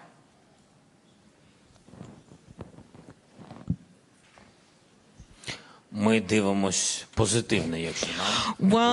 it would be a great thing if there's direct supplies of weapons to us. We would welcome that. We actually invited the leadership of South Korea to come to Ukraine. We were working on a visit of our Prime Minister to South Korea. This was at the time when it was very hard for me to leave the country. We are very much interested in our relations. Our bilateral relations, that is very important for us. And I think that we can continue it, and that's it. What can I say? There are some details what we discussed with other countries about your great country, and I hope that you will find possibilities to help Ukraine. Thank you so much. Thank you, Rada TV channel. Thank you, Mr. President. First of all, thank you for being with us throughout this year. Very often we hear since the onset of the full-scale war some public forecasts, some information about critical moments, turning points. I don't think that these are the terms and concepts that are used at the Supreme Commander's HQ. But I have to ask a question. What are the odds of physically returning Crimea back to Ukraine? And what would be the reintegration solutions for Crimea that hasn't been with us since 2014. Everyone in Ukraine really wants the next step to be the final one, the victorious one. And very often someone gets emotional when talking to the media, even governmental officials of different levels. They sometimes say that in some time this and that is going to happen. Why? Because everybody wants it to happen. Everybody wants to bring back all of our territories. Well, We're all human beings. Sometimes these are mistakes, but we want the victory so bad because we deserve it. We really want the war to be over. We really want peace. We really want to return everything, to return our people, to bring our people back. This is what we want. We want our military, our defenders to come back alive. We want life to return to Ukraine. It is not enough. Emotions do not suffice. Emotional statements are not enough. So regarding steps to be taken, there's only one thing that I can say. It all depends on us, and I'm grateful to you for being here throughout this year. And it all depends on us. There are military steps to be taken, and we are getting ready. We are ready in spirit, and we are getting ready as far as weapons are concerned, as far as forming brigades, attack brigades are concerned. We are sending different people to train, not only in Ukraine, we're sending people to train in other countries because there are different weapons and we need to be ready. And there will be fair deoccupation steps and measures, and we can only hope that they succeed. BC, please. First row. Mr. President, you've made clear your belief that you can win the war this year. You've been clear about the importance of support and the speed at which it arrives. I wonder if in a year's time that victory doesn't arrive and you host a similar meeting like this, what do you think the most likely reason for that lack of victory would be? And if I could respectfully ask you to answer in English, I'd be very grateful. Dziękuję.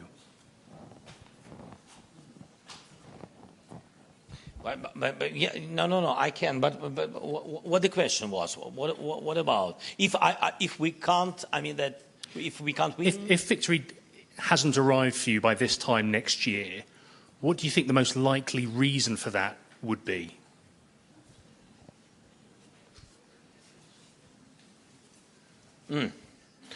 Okay, so the most important thing that the unity, that's true, because in the unity there is a huge support or weak support. Anyway, I mean that is really point number one. If we will not have enough number of West kind troops, enough weapon, ammunition, if we will not have, of course, we'll lose a lot of people. And if we will be losing a lot of people, we'll lose, moral situation, yes? And it will be another challenge for our country. We will not be so strong in the country, in Ukraine. And that is the biggest problem, what can be. I don't want to think about it. That is the problem. If we'll meet on the 24th next year, 24th of February, and we'll be at the same position where we are now, that is dramatic moment. I don't want to think about it. And you forget all your words. We have to be sure, together, we are partners. You're from Britain. Da. I see. I see. Okay. Thank you so much. We'll win. Далі запитання, будь ласка, від... Where our aircraft's Typhoon? Please ask my friend Rishi. Далі від китайських журналістів запитання, будь ласка, Chinese journalist Felix Satellite. Mr. President, so you said that you appreciate being straightforward, so let me be straightforward. So I think right now, both Ukraine and Russia needs as many countries as possible to stand on its side. So how do you convince the countries that geopolitically a bit remote from Ukraine, for example, China, for example, South Africa, India, to be actually on your side? Скажи мені, будь ласка, Сергій, я вже погано чую. Що було? Є країни, які геополітично віддалені. There are countries that are geopolitically far from Ukraine. І Південна Африка. Що плануєте? And South Africa. So what can you tell them? How do you encourage them to side with us? First of all, I plan to meet with Xi Jinping, and I think that would be useful to our countries and to global security. We have a significant commodities turnover, trade with China. And, we are the countries that are interested in preserving our economic relations. As far as I know, China respects territorial integrity, historic territorial integrity, which means that China needs to do its best to make sure that Russian Federation withdraws from our territory, because that's what respect for territorial integrity and sovereignty is. Would you agree with me? Yes. It's great. It's very good, soft step forward. І це дуже важливо, що ми одне одного розуміємо. And it's great that we are on the same page. You see, I'm already starting public diplomatic relations here. I think live people cannot be killed. Would you agree with me?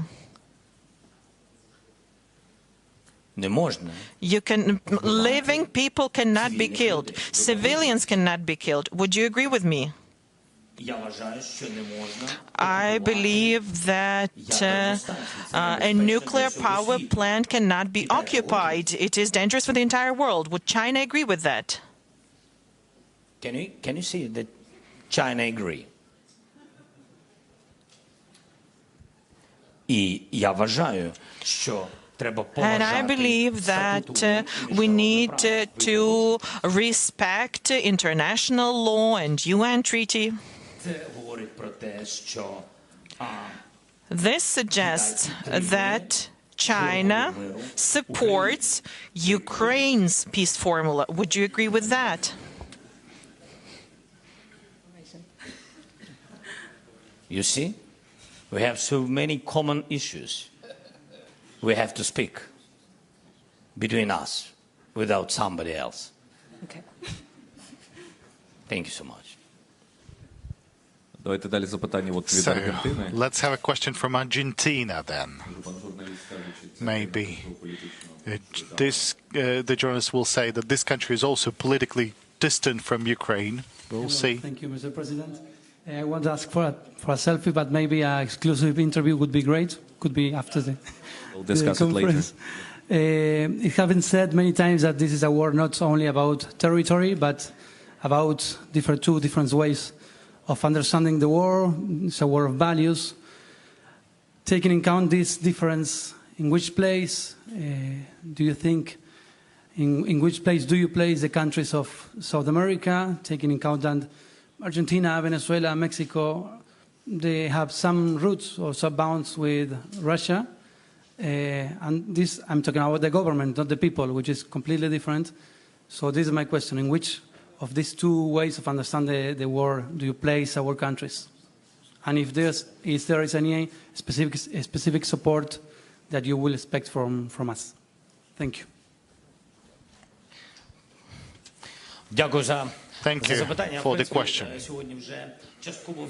I have answered partially the questions on South America. We are interested in having relations, in understanding what exactly is happening in Ukraine. The Russian Federation has made a large informational campaign on the territory of Latin American countries based on their previous bounds. We are interested in you learning the true information. We have shared values. I don't want to repeat about this. We need to talk, really.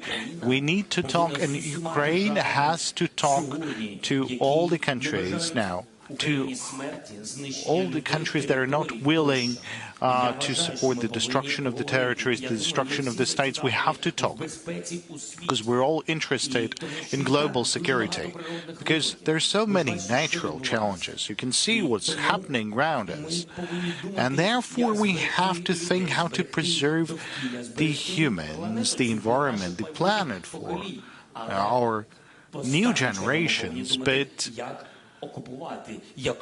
we shouldn't think of how to occupy, how to make aggressive steps, how to wage wars, and how to create war and create military conflicts. So at this point, we're on the safe side, same side. I just want us to know one another. We are lacking the embassies. Unfortunately, we weren't represented at all the continents that we talk about now so much.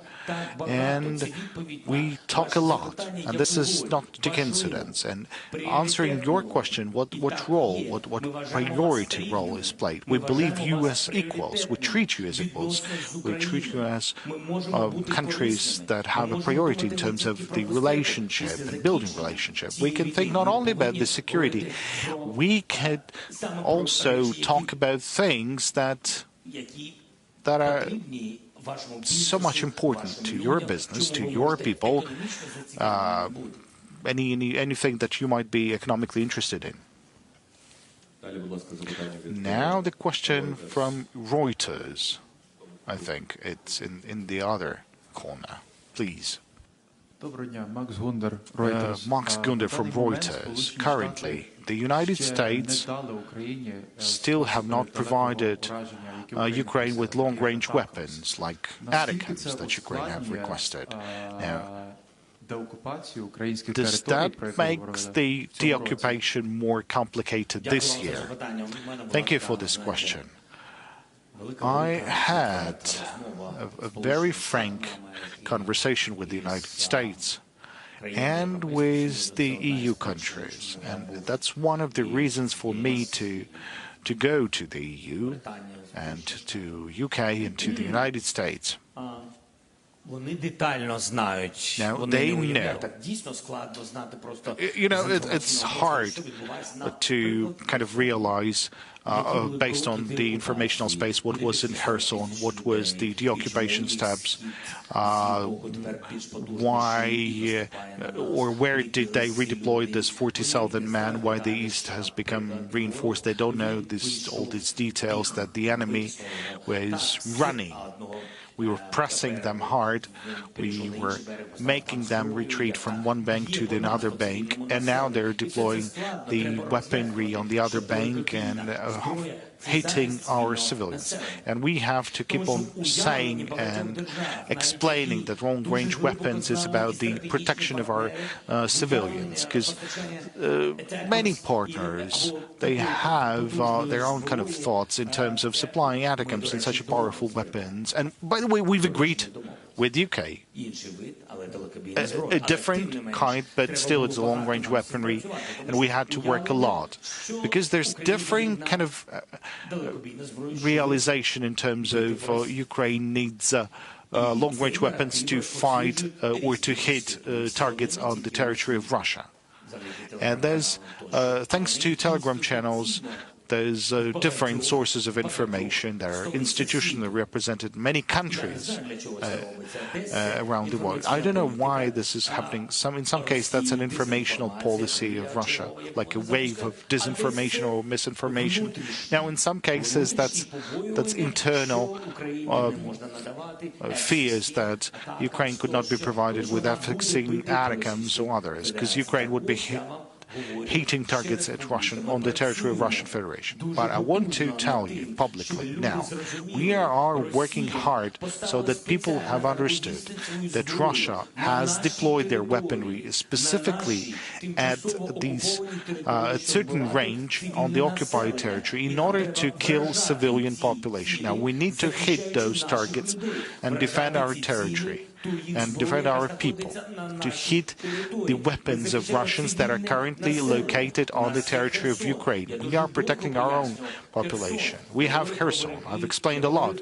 I've talked about the banks, I talked about the details, the streets, the amount of population. That's a wonderful city with a population of over 500,000 before the invasion. And then when we deoccupied and the people were happy, there were only 85,000 people.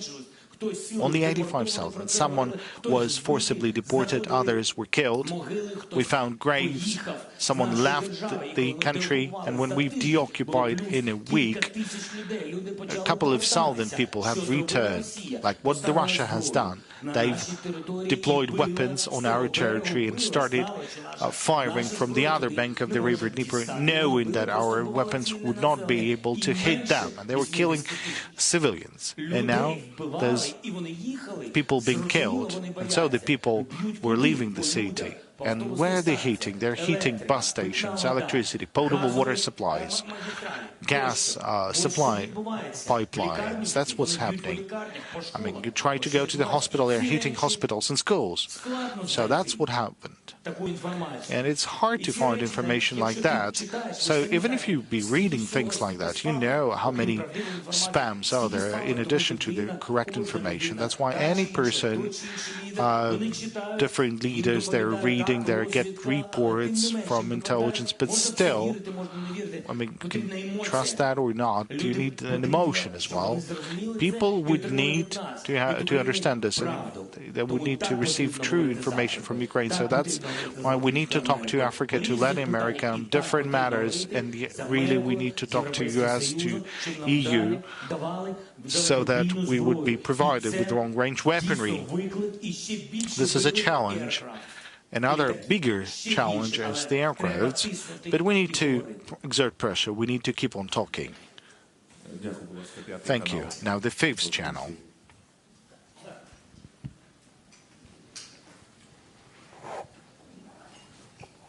Mr. President, thank you for having a chance to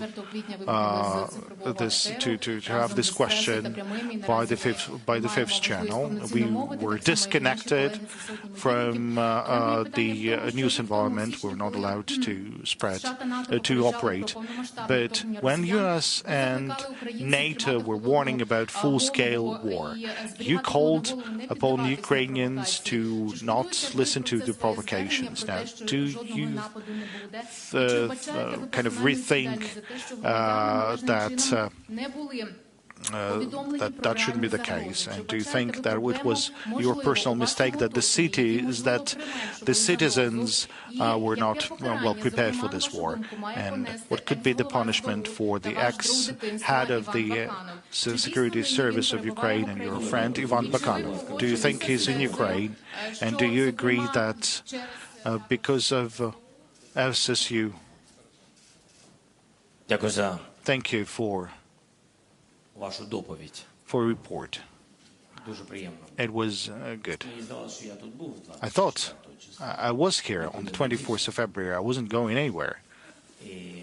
And I think that's important, that we have not lost the country.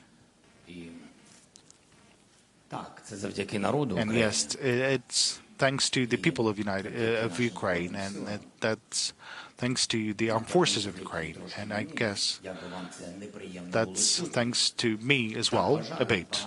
Well, that's many people think so. I'm not a hero, but at least I've done something since we're here in the deoccupied Kyiv, in many of the deoccupied cities of our country. Maybe I did something. We have NATO weaponry, and we are fighting, and we're not signing any treacherous agreements like Minsk agreements or whatsoever. Well, that might be not something that is comfortable for you to hear, but I'm grateful for your presence. It's great, and I know that you will be here still. You will still work. That's wonderful. But what's the essence? That we will win. Well, no matter what president, what sort of president do you have? I mean, with the former president, you did not win.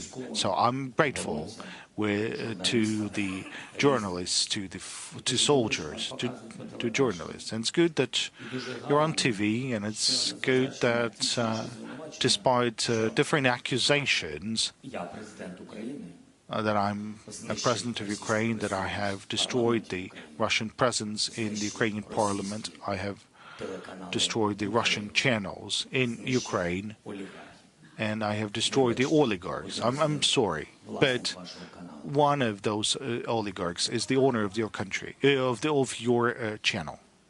Apologize, of your channel. Let's have the next question from the Latvian channel, please. Thank you. Mr. President, we in the Baltic states and in Latvia, of course, totally understand that Ukraine is fighting also for us, and we are really thankful and appreciate that.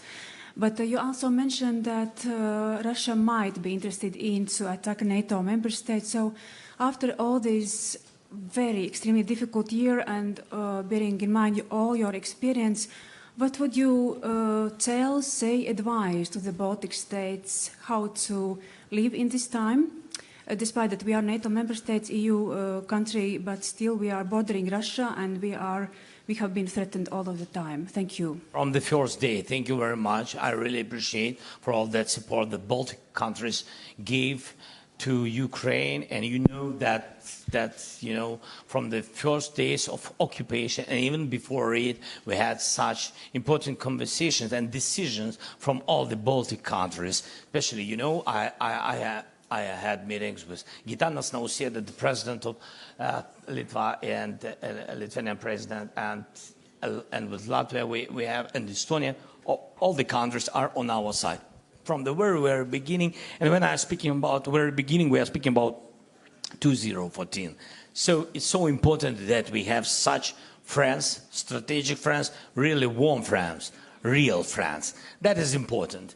And what can I recommend? We always, Ukrainian, will remember all that support you've done. And of course, we'll be together with you. And I wish you peace. And we'll stay strong. And I know that you will never be alone. All your people, all your great nation. Somebody said that Baltic countries, small countries, maybe small country, but very big and great nation. Thank you so much. Дякую від польських питання, будь ласка, від ТВП. Now the question from the Polish colleagues from TVP. And if possible, could you please change the system for hearing the interpretation? Two brief questions. You have a peace formula. We already know that, and that these are conditions for talks with Russia. But we know that Russia is not willing to respond to that.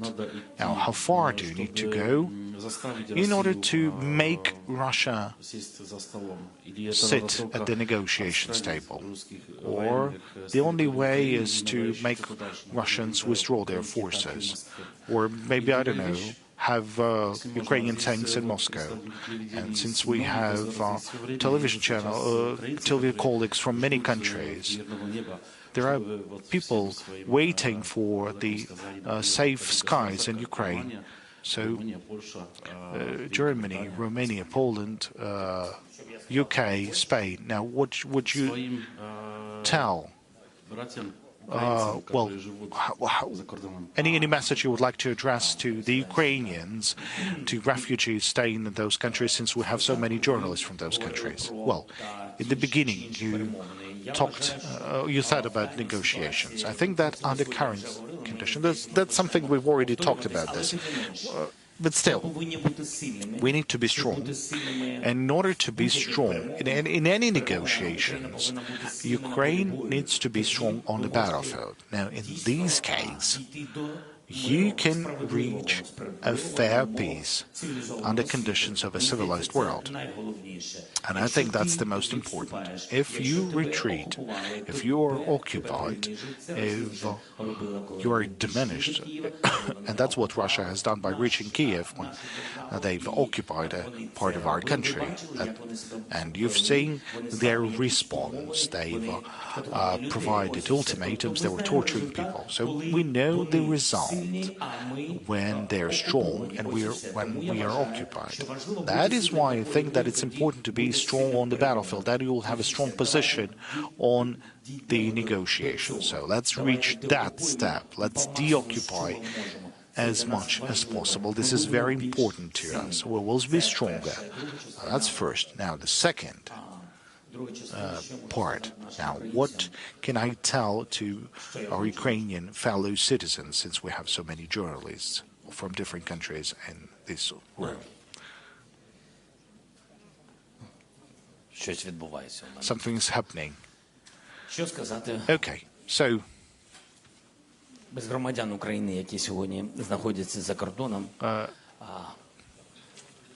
without the citizens of Ukraine that are currently located abroad, our country cannot be powerful. Without you, fellow Ukrainians, with all the love with all the words of gratitude to all those countries that are hosting you. Remember that you are Ukrainians. You're not Romanians, nor Polish, nor Germans. Now, with all the words of gratitude to those countries that are hosting you, they've done a lot. They're supporting you. But I want you to know, when you'll be ready, when you'll be able, I would really like you to return. I'm not calling upon you right now to return. That's your security, that's your choice, that's your safety. But I want you to know that you're the very same Ukrainians as everyone. We are waiting for the return of the normal life. So please return, because we need to rebuild our wonderful country, because that country is built for all the people, for all those who are currently fighting and defending our country, and for all those who had to leave temporarily. Ukrainians, well, they are forever Ukrainians, even though they left the country for some time. Now, this is almost the end of the press conference. We still can take two questions. So let's have one from Obozrevатель and Ukraina. Thank you for the possibility to ask this question. The question on the security guarantees that we've touched upon earlier. Just recently, Andriy Yermak said that we were about to have the security agreements, security guarantees, and Rishi Sunak said that hopefully they could be approved by July. And what are other countries considering these, the approval of the security guarantees? Anyone before the war and after the war? Thank you very much. We would like to have security guarantees on our pathway to NATO. We do not know when exactly we're going to make it there. It's not up to Ukraine at the moment. Ukraine has shown its strength on the battlefield, and it also showed that our public supports it. Regarding challenges, we really need security guarantees. We are negotiating that with the EU countries, with the UK, with the United States of America. So this is the circle of those that we've talked about it at the moment. When that is going to happen, I do not know. Мы Украина. Mr. President, the stolen childhood, the kidnapped children were already discussed today, and I would like to talk about family. This year has changed a lot for millions of families, and it probably affected your family as well. First Lady has been referred to by international observers as a symbol of resilience, and her voice is heard at various international platforms. So my question is, how did this 365 days of full-scale invasion change your relations with your family? If you could answer that. This is the last question, so I would really like to hear something about something personal. The final question and the hardest one. I love them. I love my family. I love my wife. My children are the most important people for me. I do not get to see them often. My parents, I don't have any opportunities to see them. I'm very proud of my wife.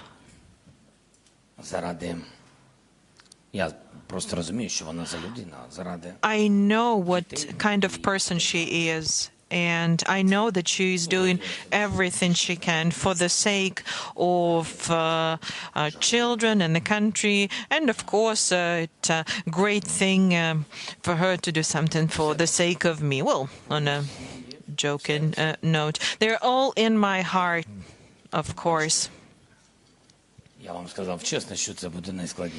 And I was actually honest with you when I said that this is the hardest question, and I'm having a hard time finding words. The most important thing is not to let them down. The most important thing is to make sure that my children are proud of me. And I am happy that they're in Ukraine, that they go to Ukrainian universities. It is very important for a president of Ukraine, for the incumbent president or for the previous president. When you're a president of a country in war, you have to be here because the men and women are dying here, and it's important for your wife and your children to be here. I cannot order them to be here. What's important is that they are this kind of people, and I'm very lucky to have this family and this country. I can see there are a lot of questions, but unfortunately 2.5 hours were not enough to address all of the questions. But this has been a very hard week and a very hard day, so we have to wrap up now. Thank you, everyone.